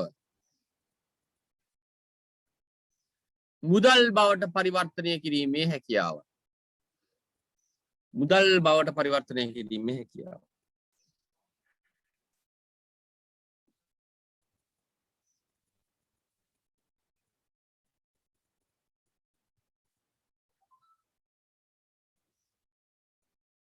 හරි. පූර්ණ ද්‍රවශීලතාවයක් තියෙන්නේ ඔය මුදල් වලට. සාමාන්‍ය මුදල් වලට. පූර්ණ ද්‍රවශීලතාව. හැබැයි අපි බලමු ආසන්න මුදල්. ආසන්න මුදල් වල පූර්ණ ද්‍රවශීලතාවයක් නැති වුණාට ද්‍රවශීලතාවය ඉතා ඉහළගයක් ගන්න. අලාභයක් මූල්‍ය අලාභයක් නොවිද. පිරිවැයක් නොවිද. කෙටි කාලයකින් මුදල් බවට පරිවර්තනය කර ගැනීමේ හැකියාව මේ ආසන්න මුදල් වල තියෙනවා. මේක වැදගත්කම මොකද්ද? ආසන්න මුදල් වලට අඩංගු දේවල්. ආසන්න මුදල් වලට අඩංගු දේ. ස්ථාවර තැන්පතු, භාණ්ඩාගාර බිල්පත්, ණයකර තැන්පතු ආදී කෙටි කාලීන බිල්පත්. මේ ටික මතක තියාගන්න. අහන්න පුළුවන්. මේ වයින් ආසන්න මුදල් වලට පමණක් ඇතුළත් වන කාණ්ඩය තෝරන්න. ආසන්න මුදල්. ඉක්මනින් ඒ විවහාර මුදල් මෙන් ඉතා ඉක්මනින් ද්‍රවශීලතාවයට පත් කරගන්න පුළුවන් දේවල්. පූර්ණ ද්‍රවශීලතාවයකට. හැබැයි කරගන්න යම්කිසි වෙලාවක් කාලයක් යනවා. පූර්ණ වශයෙන්ම ද්‍රවශීලතාවය නැතත් ආසන්න වශයෙන් ද්‍රවශීලතා මුදල්. බැංකු මුදල්. හරි. බැංකුවේ තියෙන මුදල්. හැබැයි බැංකුවේ තියෙන හැම ගිණුමකම තියෙන මුදල් නෙමෙයි. ඉල්ලුම් තැන්පතු වල පමණක් තියෙන මුදල්. ඒවා චෙක්පත් ආධාරයෙන් ගෙවන්නේ සාමාන්‍යයෙන් අපි කතා කරන්නේ කරන්ට් account. ජංගම ගිණුම්. බැංකුවේ පවතින ජංගම ගිණුම් වල තියෙන මුදල් ශේෂයන් තමයි බැංකු මුදල් කියලා කියන්නේ.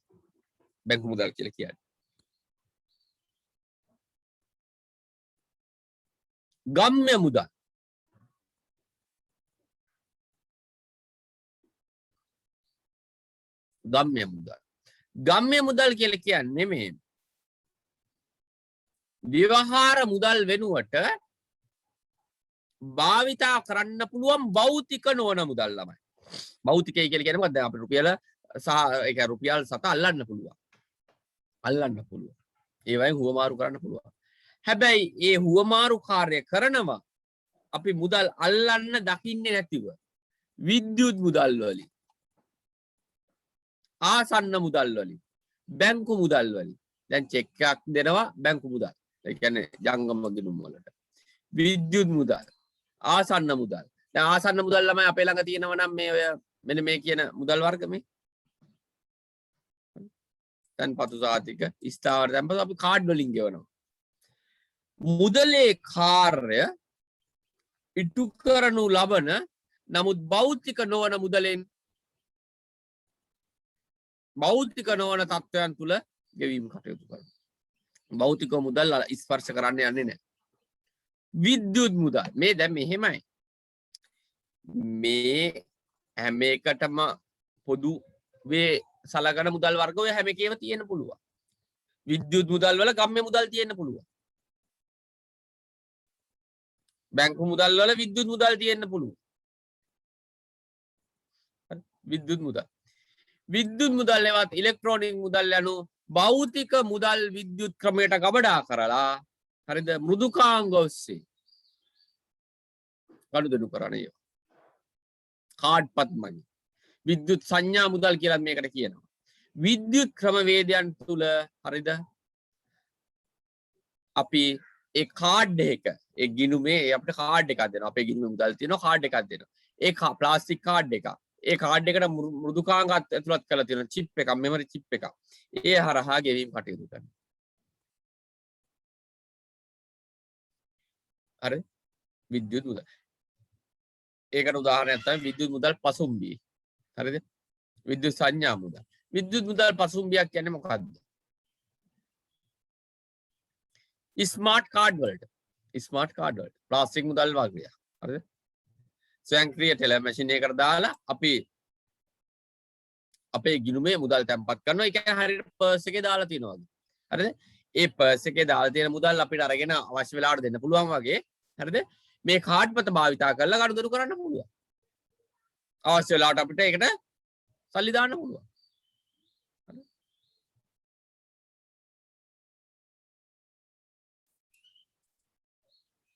මම හිතන්නේ මේක මුලින්ම හඳුන්වලා දුන්නේ විද්‍යුත් මුදල් පසුම්බියේ මහජන බැංකුව 1998. විද්‍යුත් සංඥා මුදල්. විද්‍යුත් සංඥා මුදල්. හරිද? يعني නිවසේ ඇති පරිගණකයන් මගින් භාවිතා කරන්න පුළුවන්, ගෙවන්න පුළුවන් මුදල් විශේෂය. ඩිජි කෑෂ්. පරිගණකය. අන්තර්ජාලය. කම්පියුටර් සිස්ටම් එක හරහා ගෙවීමේ හැකියාව තියෙනවා ඒව සංඥා මුදල්. ලංකාව තුළ වර්තමානයේ නැහැ කියන්න බෑ ලංකාව තුළ වර්තමානයේ තියෙනවා. හරිද? නෝට් එක හදන කාලවකවානු වලට තිබුණු තත්ත්වය. ජාල මුදල්. අන්තර්ජාලය මගින් ගනුදෙනු කරන්න පුළුවන් මුදල් විශේෂය. ජාල මුදල්. ඒක අර එකම කාරණා ටික යනවා. කළු මුදල්. හරිද? බ්ලැක් මනි. කළු මුදල් කියලා කියන්නේ ළමයි ඉපයූ මාර්ගය ප්‍රසිද්ධ කරන්න බැරි රටේ නීති විරෝධී ආකාරයෙන් මුදල් ඉපයීම් පිළිබඳව හරිද ඒ විදියට උපයන ලද මුදල් පාතාල කටයුතු වලින් බදු පැහැර හැරීම් වලින් මත්ද්‍රව්‍ය වලින් කුඩු වලින් ඉපයූ මුදල් පිළිබඳව හරියට තක්සේරුවක් ගන්න බැරි වාර්තාවක් නැති ඒව හෙළිදරව් නොකරන තත්ත්වයන් තුළ පවතින මුදල් විශේෂය කළු මුදල්. විකල මුදල්. විකල මුදල් කියලා කියන්නේ ළමයි සාමාන්‍ය මුදල් පළුදු වෙලා ඉරිලා කැඩිලා ගියපු තත්ත්වයන් තුළ තියෙන මුදල්. විකල මුදල්. මුදල් වර්ග. මුදල් වර්ග. ඔය සාකච්ඡා කරේ. මුදල් වර්ගවල මොකද දාලා තියෙන අනිවාර්ය ළමයි දාලා තියෙන නිදර්ශනත් එක්කම තමයි මතක තියාගන්න ඕනේ නිදර්ශන වලින් තමයි ප්‍රශ්න අහන්නේ. තේරුණාද ළමයි? තේරුණාද? ඔව් සර්. දැන් තමයි වැඩේ පටන් ගන්න. දැන් තමයි පටන් ගන්න. අපි ඉස්සෙල්ලා කතා කරේ පොඩි සින්තටික් වැඩ මුදල් වර්ග. රටේ මූල්‍ය පද්ධතිය අමාරුම කොටස. දැන් තමයි පටන් ගන්න. හොඳයි. ඒක පටන් ගන්නකම් ආය කියන්නේ මේ මුළු පාඩමේ යම්කිසි කොටසක් හන්දිස්ථානයට ඇවිල්ලා තියෙනවා. ඒක හොඳින් බලා ගන්න මුලින් ඉඳන් අගට. මුලින් ඉඳන් අගට. ඊට පස්සේ අපි මූල්‍ය පද්ධතිය ඉතින් නිරවුල් මනසකින් පටන් ගන්නවා.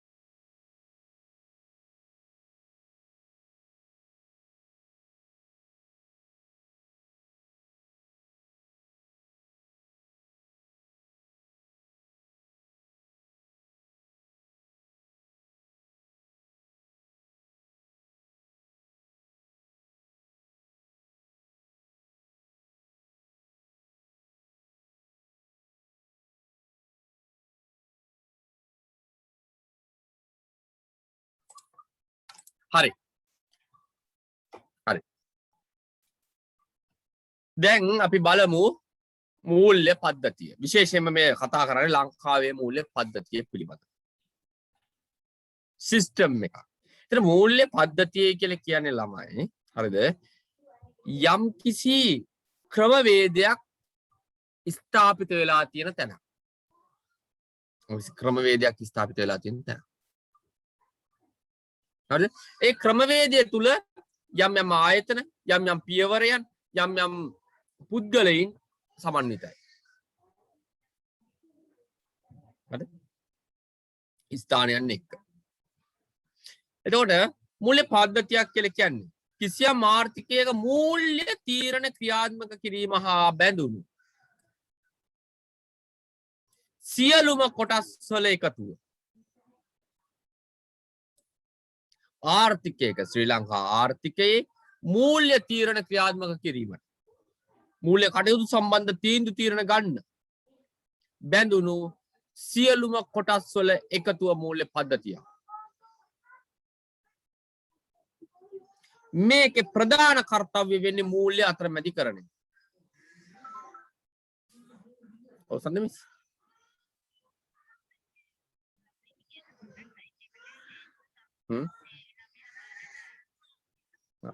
अरे अदा नहीं जॉयस्टिक देगा ना, इसके ऊपर बिल्कुल भी टच नहीं करना। ऊपर जो बटन देगा ना, इससे मूवमेंट करना है, बंदा दिखे तुरंत वन टैप मार देना है, फिर इसको क्लिक करके आगे बढ़ जाना है। ठीक है, बिल्कुल भी जॉयस्टिक पर टच नहीं करना है। इससे आप लोगों का 90% शॉट वन टैप हेडशॉट लाएगा विद अल्ट्रा फास्ट। अब इस ultra fast one tap headshot मारने के लिए परफेक्ट ड्रैग करना पड़ेगा। अब इस परफेक्ट आगे दे मेगा डाल दिए ने साइज भी होना चाहिए। चलो अब यार बताते आप लोग अपना ड्रैग फायर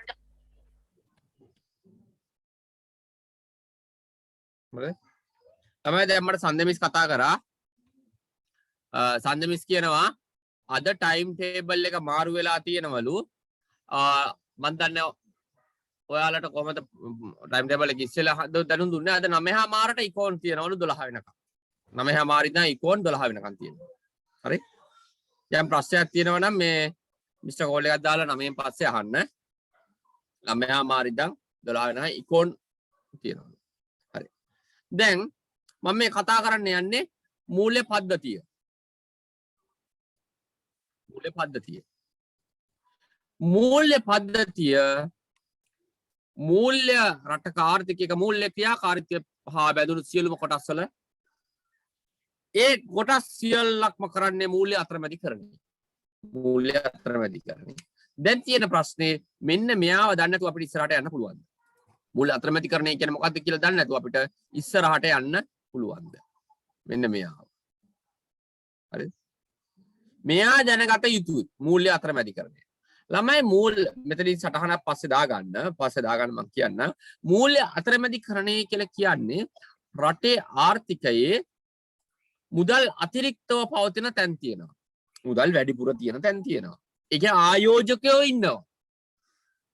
මුදල් හිගව පවතින තැන් තියෙනවා. අතිරික්ත මුදල් තියෙන ස්ථාන තියෙනවා.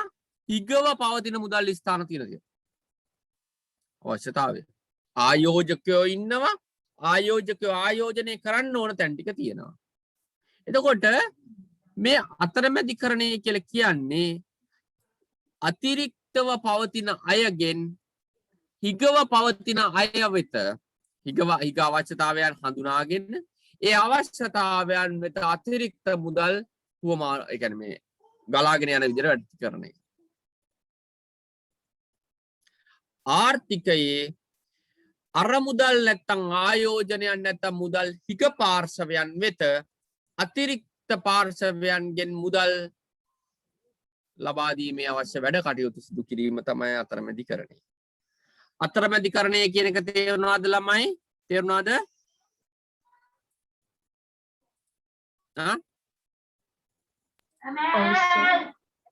හරිද? ලියා ගන්න. මූල්‍ය අතරමැදිකරණය යනු මූල්‍ය අතරමැදිකරණය යනු මෙතනින්ම ලියා ගන්න. ඒක ලියලා නැහැ. ඒක ලියන්න ඕන මේ ටියුට් එකේ දාන්න ඕන. නැත්නම් තේරෙන්නේ නැහැ නේ දරුවන්ට. මූල්‍ය අතරමැදිකරණය යනු ආර්ථිකයේ හිග මුදල් අවශ්‍ය පාර්ශවයන් වෙත ආර්ථිකයේ හිග මුදල් අවශ්‍ය පාර්ශවයන් වෙත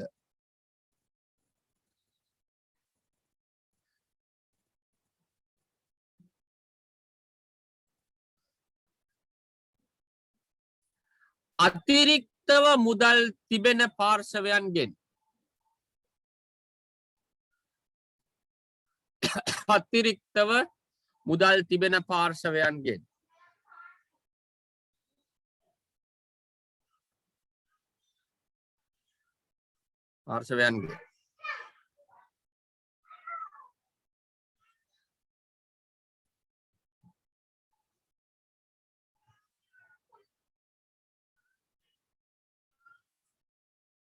මුදල් ගලා යෑමට අවශ්‍ය කරන කාර්යයන් ඉටු කිරීමයි. මුදල් ගලා යෑමට අවශ්‍ය කරන කාර්යයන් ඉටු කිරීමයි.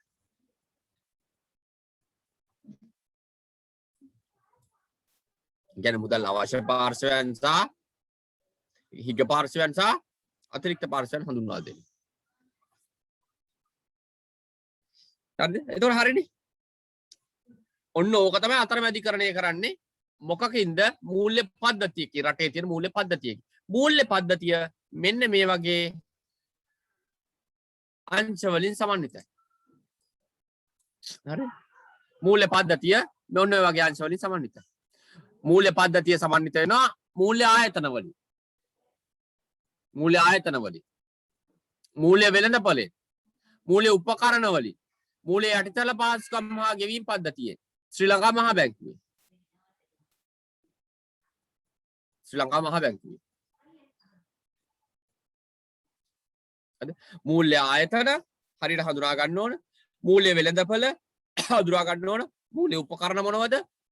යටිතල පහසුකම් මොනවද? මූල්‍ය ශ්‍රී ලංකා මහා බැංකුව සහ නියාමන අධිකාරීන් මොනවද? ඔන්න ඔය පාර්ශවයන්ගෙන් තමයි මූල්‍ය පද්ධතිය සමන්විත වෙලා තියෙන්නේ.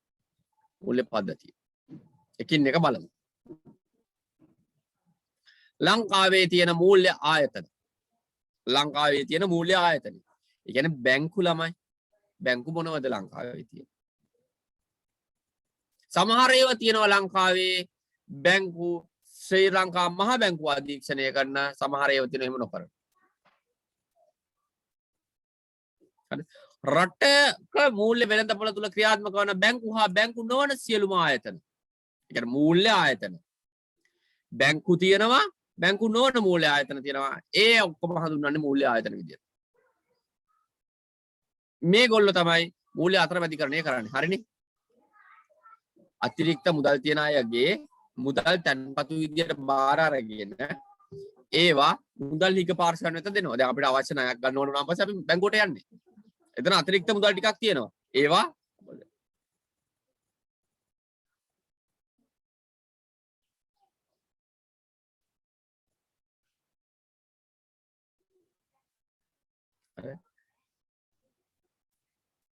ලංකාවේ මහා බැංකුව අධීක්ෂණය කරන මූල්‍ය ආයතන.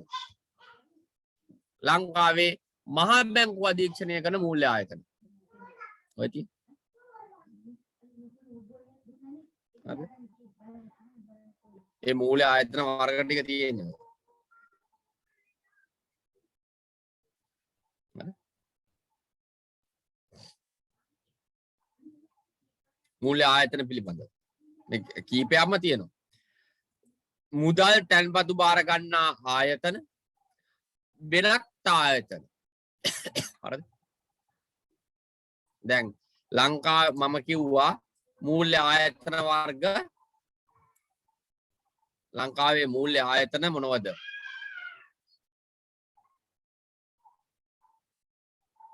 හරිද? ශ්‍රී ලංකා මහා බැංකුව අධීක්ෂණය කරන මූල්‍ය ආයතන තියෙනවා. ඒවායේ තැන්පතු බාර ගන්නා ආයතන.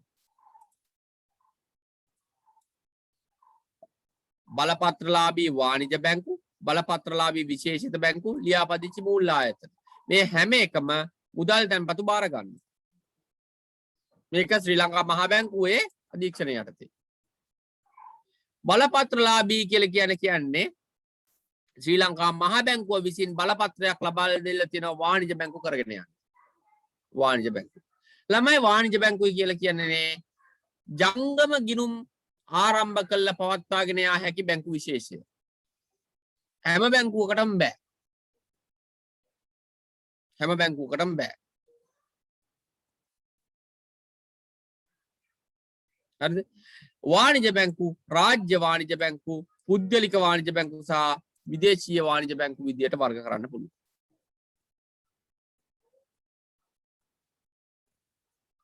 හරිද? මුදල් තැන්පතු බාර ගන්න පුළුවන් ශ්‍රී ලංකා මහා බැංකුවේ අධීක්ෂණය යටතේ තියෙන බලපත්‍රලාභී වාණිජ බැංකු. බලපත්‍රලාභී විශේෂිත බැංකු ලියාපදිංචි මූල්‍ය සමාගම්. ඒ වගේම හරිද මේ තැන්පතු බාර ගන්නේ නැති අනිකුත් මූල්‍යමය කටයුතු කරන අනිකුත් ආයතන කීපයක් තියෙනවා ශ්‍රී ලංකා සේවක අර්ථ සාධක අරමුදල ප්‍රාථමික අලෙවිකරුවන් සහ කල්බදු සමාගම් කියලා. leasing companies.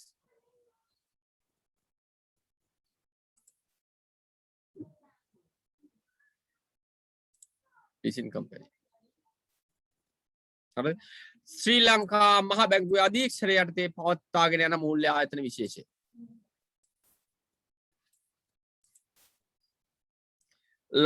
ශ්‍රී ලංකාවේ මූල්‍ය ආයතන කීපයක් තව තියෙනවා මහා බැංකුවේ අධීක්ෂණය නොකරන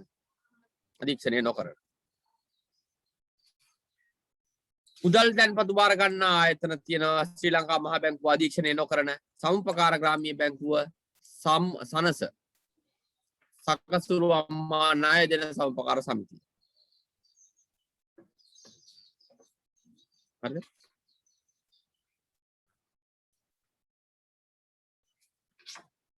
ඒ වගේම තියෙනවා ගිවිසුම් ගත ඉතිරි කිරීමේ ආයතන.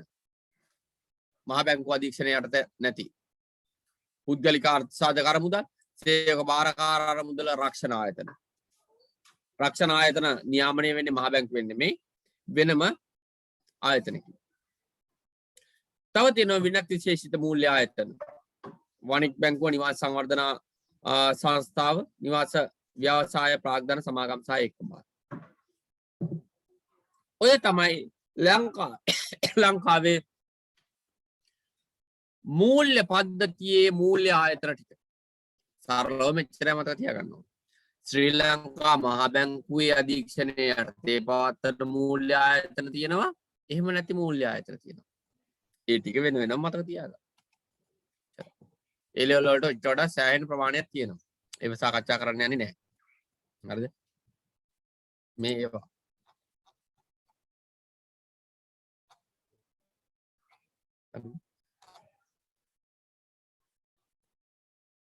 ඔන්න ශ්‍රී ලංකාවේ මූල්‍ය පද්ධතිය අපි ඒ ලෙවල් වල හඳුනා ගන්න අරක වැරදි නෙමෙයි හොඳේ. ඒක තියෙන්නේ මේ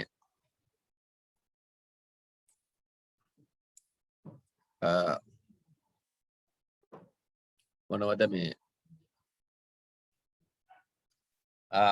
කෙටියෙන් තියෙන්නේ. කෙටියෙන් මේ ලංකාවේ මූල්‍ය ආයතන බැංකු වංශයෙන් තැන්පතු බාර ගන්නා මූල්‍ය ආයතන විශේෂිත සහ ගිවිසුම්වත් ඉදිරි කිරීම මේ වලින් සමන්විත වෙනවා. අර කිව්ව ඔක්කොම මේකේ තියෙනවා. වෙන වෙනම අපි හඳුනා ගන්න. හරි. ඒ ලෙවල් නෝට් එකේ තියෙන කාරණා ටික. හරිද? එච්චර පුළුල්ව මම මේක කතා කරන්න බලාපොරොත්තු වෙන්නේ නැහැ. ඊට පස්සේ ප්‍රධාන වශයෙන් අපිට කතා කරන්න තියෙනවා ශ්‍රී ලංකා මහා බැංකුව පිළිබඳව. ශ්‍රී ලංකා මහා බැංකුව පිළිබඳව. ඒ මහා බැංකුවේ අධීක්ෂණය යටතේ තමයි මේ මූල්‍ය ආයතන සමහර වෙලාවට ක්‍රියාත්මක වෙන්නේ. සහ මූල්‍ය පද්ධතියේ ක්‍රමවත් බව ආරක්ෂා කරගන්න මහා බැංකුවට සෑහෙන ලොකු විශාල කාර්යභාරයක් තියෙනවා. ඒ කාර්යභාරින්ද තමයි කතා කරන්න තියෙන්නේ.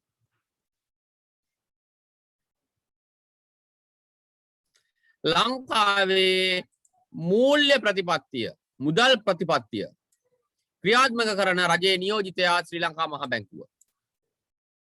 ප්‍රධාන ප්‍රතිපත්ති දෙකක් තියෙනවා ලංකාවේ මූල්‍ය වලට බලපාන, මුදල් වලට බලපාන නැත්නම් මූල්‍ය පද්ධතියට බලපාන එකක් මුදල් ප්‍රතිපත්තිය, අනිත් එක ෆිස්කල් ප්‍රතිපත්තිය. දේශීය ස්ථායීතාවය ආරක්ෂා කරන, මුදලේ මිලේ ස්ථායීතාවය ආරක්ෂා කරන්න සහ අයවැය පිළිබඳව මූල්‍ය ප්‍රතිපත්තිය නැත්නම් මුදල් ප්‍රතිපත්තිය, අයවැය ප්‍රතිපත්තිය. අයවැය ප්‍රතිපත්තිය ක්‍රියාත්මක වෙන්නේ ශ්‍රී ලංකා පාර්ලිමේන්තුවෙන් මහා භාණ්ඩාගාරය හරහා මුදල් ප්‍රතිපත්තිය ක්‍රියාත්මක වෙන්නේ ශ්‍රී ලංකා මහා බැංකුවේ. රජය වෙන්නේ. ප්‍රධාන නියෝජිතයා යා.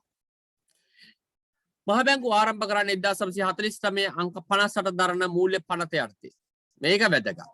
ශ්‍රී ලංකා මහා බැංකුවේ ආරම්භය මොන පනත යටතේද? සටහන් කරගන්නක් ගාලා. සටහන් කරගන්න එක highlight කරගන්න. ප්‍රශ්න වලට අහන්න. ආරම්භ කරන්නේ 50 අගෝස්තු 28.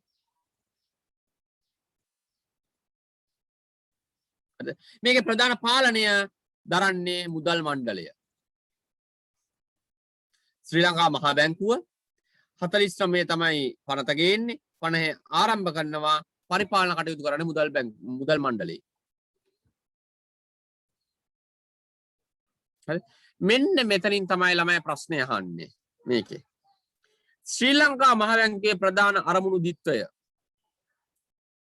2002 තමයි මේ අරමුණු දෙක හඳුන්වලා දුන්නේ. ඔය අරමුණු දෙකට ඉස්සෙල්ලා අරමුණු 4ක් තිබුණා. හරිද? ඒක දෙකකට බවට අඩු කරා. අඩු කරාට විෂයපතේ පුළු. ප්‍රධාන අරමුණු දෙකක් තියෙනවා. ආර්ථික මිල ස්ථායීතාවය, ආර්ථික හා මිල ස්ථායීතාවය ඇති කිරීම. අනිත් එක මූල්‍ය අංශයේ ක්‍රමයේ ස්ථායීතාවය. මූල්‍ය ක්‍රමයේ ස්ථායීතාවය සහ ආර්ථික හා මිල ස්ථායීතාවය ඇති කිරීම. ඔය දෙකම එක වගේ. දෙකම ස්ථායීතාවයන්. හැබැයි මූල්‍ය ක්‍රමය සහ මිල ස්ථායීතාවය කියලා කියන්නේ දෙකක්. දෙකක්. බලමු. ආර්ථික හා මිල. ආර්ථික හා මිල. ඒ කියන්නේ ළමයි රට ඇතුලේ දේශීය මුදලේ රුපියලේ අගය ස්ථාවරව තබා ගැනීම. ඒක ස්ථාවරව තියාගන්නවයි කියලා කියන්නේ රුපියලේ අගය ස්ථාවර වෙනකොට උද්දමනය අවම වෙනවා. මිලෙහි තියෙන විචලනයන් අවම වෙනවා. රටේ උද්දමන හෝ අවදමනකාරී තත්ත්වයන්ගෙන් තොරව ආර්ථිකය හොඳින් ස්මූත්ලි ගලාගෙන යන්න පුළුවන් ආකාරයේ ක්‍රියාත්මක වීම තමයි මිල ස්ථායීතාවයෙන් නැත්නම් ආර්ථික හා මිල ස්ථායීතාවයෙන් අපේක්ෂා කරන්නේ. හරි, සාර්වාර්ථික තත්ත්වය සමතුලිත කරන්න. සාමාන්‍ය මිල මට්ටම. මේ අරමුණ බැඳිලා තියෙන්නේ සාමාන්‍ය මිල මට්ටමත් එක්ක. මූල්‍ය ක්‍රමයේ ස්ථායීතාවය.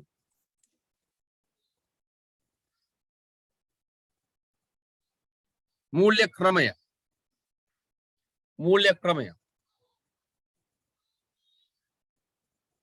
මූල්‍ය ක්‍රමයේ ස්ථායීතාවය කියලා කියන්නේ හරිද?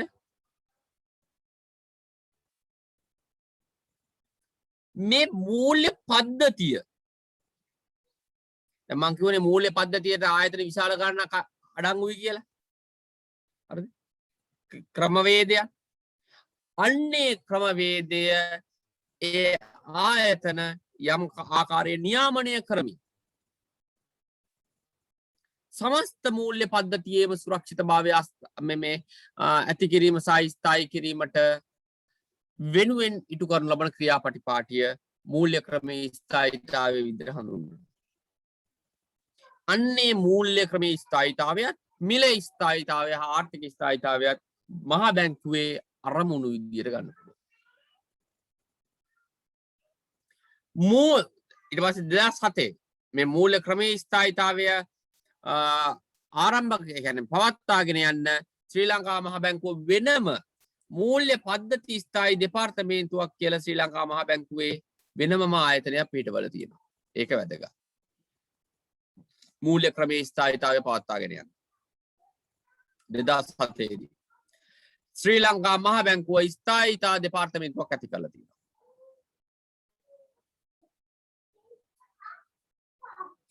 මේකේ ප්‍රධාන කාර්යය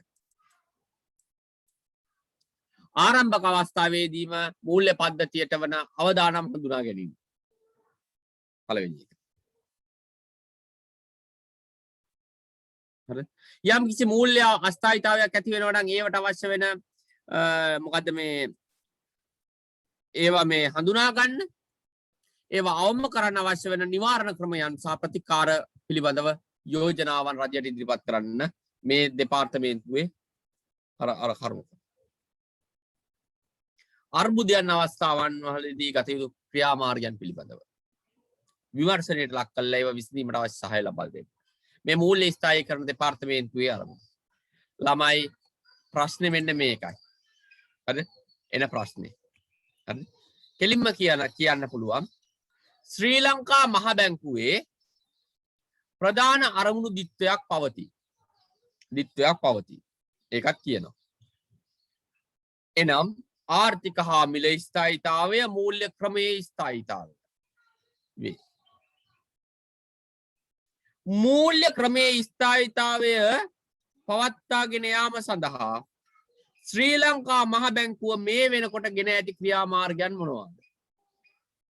හරි. ඔයාලා ලියන්න ඕන මෙන්න මේක. 2007 ජනවාරි මුල ඉඳන් ශ්‍රී ලංකා මහ බැංකුව විසින් මූල්‍ය ස්ථායීතා දෙපාර්තමේන්තුව මූල්‍ය පද්ධති ස්ථායීතා දෙපාර්තමේන්තුවක් පිහිටවීම. ඒ තුල ඉඳගෙන තමයි මූල්‍ය පද්ධතිය ස්ථායීව පවත්වාගෙන යන්න ක්‍රමවේදය. ඒකේ අරමුණු මේ ටික. ප්‍රශ්නය අහනවා. ඒකේ අරමුණු මේ ටික. හරි. අහන්නේ මෙන්න මෙතන. දෙපාර්තමේන්තුව එහි අරමුණු වලින්. ඒක බැඳිලා තියෙන්නේ මූල්‍ය ක්‍රමයේ ස්ථායීතාවයත් එක්ක. මූල්‍ය ක්‍රමයේ ස්ථායීතාවයත් එක්ක. ඒ ප්‍රශ්නේ ඉන තැන තේරුණාද ළමයි?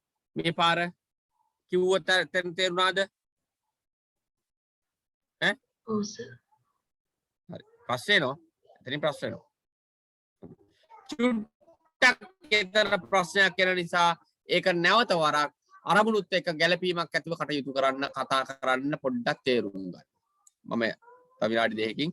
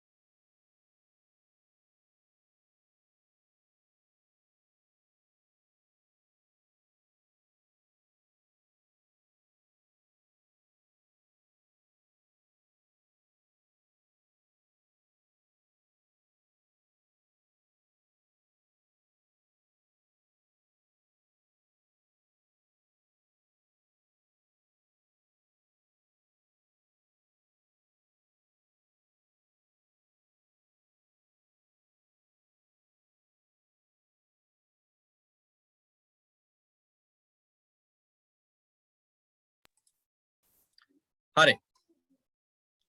ටික තමයි ශ්‍රී ලංකා මහ බැංකුවේ ප්‍රධාන අරමුණු දිත්තේ. ඒ අරමුණු වල මොකද්ද මේ මූල්‍ය ක්‍රමයේ ස්ථායීතාවය හරි පවත්වා ගැනීමට අවශ්‍ය වෙන විධිවිධානය. අරමුණු දෙකක් දිත්තයත් මතක තියාගන්න ඕන. අරමුණු දිත්තය. ලංකාවේ මහ බැංකුවේ ප්‍රධාන කාර්යයක් ශ්‍රී ලංකා මහ බැංකුවේ මූල්‍ය ප්‍රතිපත්තිය මෙහෙයවීම. මම පැහැදිලිව කිව්වනේ. විනිමය අනුපාතික ප්‍රතිපත්තීන් මෙහෙයවීම.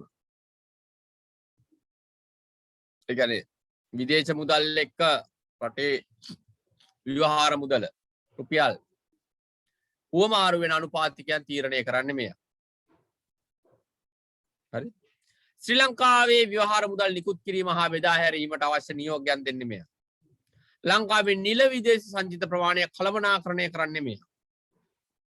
බැංකු මූල්‍ය සමාගම් හා ප්‍රාථමික අලෙවිකරුවන් හා බලපත්‍ර ලබා දීම. ඒ කියන්නේ යම් බලපත්‍රයන් ලබා දෙන අධීක්ෂණ කටයුතු කරන නියාමනය කරන වැඩ කරන්නේ මෙයා. ඒ කියන්නේ මුදල් ගිනුම් පියවීමට අවශ්‍ය කටයුතු කරන්නේ මෙයා. නිෂ්කාශන කටයුතු කියන එක පස්සේ කියලා දෙනවා මොකද්ද කියන්නේ. රජයේ ආර්ථික උපදේශකයා. මූල්‍ය නියෝජිතයා. බැංකුවල මූල්‍ය නියෝජිතයා. රටේ ආර්ථික උපදේශකවරයා විදියට කටයුතු කරන්නේ මෙයා. නියෝජත්ව කටයුතු. ඒ කියන්නේ රජය වෙනුවෙන් විවිධ පාර්ශවයන් වෙනුවෙන් නියෝජන කටයුතු කරන්නේ මෙයා. රාජ්‍ය ණය පාලනයට, විදේශ විනිමය පාලනයට, සේවක අර්ථ සාධක මුදල් කළමනාකරණයට, කුඩා පරිමාණ මූල්‍යකරණ වැඩසටහන් හා ග්‍රාමීය ණය යෝජනා ක්‍රම ක්‍රියාත්මක කිරීමට අවශ්‍ය වෙන ක්‍රියාමාර්ග කරන්නේ ශ්‍රී ලංකා මහ බැංකුව. ශ්‍රී ලංකා මහ බැංකුව කරන කාර්යයන් කිහිපයක මතක තබා ගැනීම වැදගත්. ප්‍රධාන වශයෙන් මේ කාර්යයන් 4 ප්‍රධාන වශයෙන් මතක තබා ගැනීම වැදගත්. ඔය ටික තමයි ශ්‍රී ලංකා මහ බැංකුවේ කාර්යය.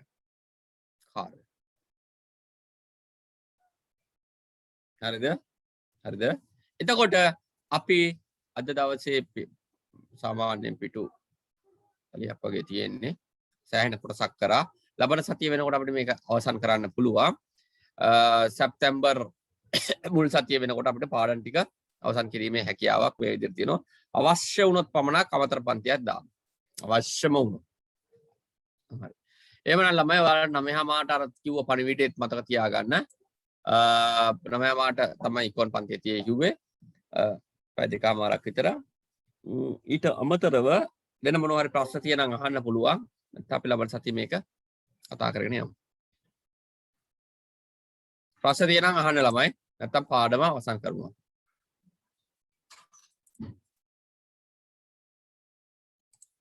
ප්‍රශ්න තියෙද? හරි. ප්‍රශ්න නැහැ. එහෙනම් අපි පාඩම අවසන් කරමු. වෙලාව 9යි. ලබන සතියේ මේ වෙලාවටම පන්ති පටන්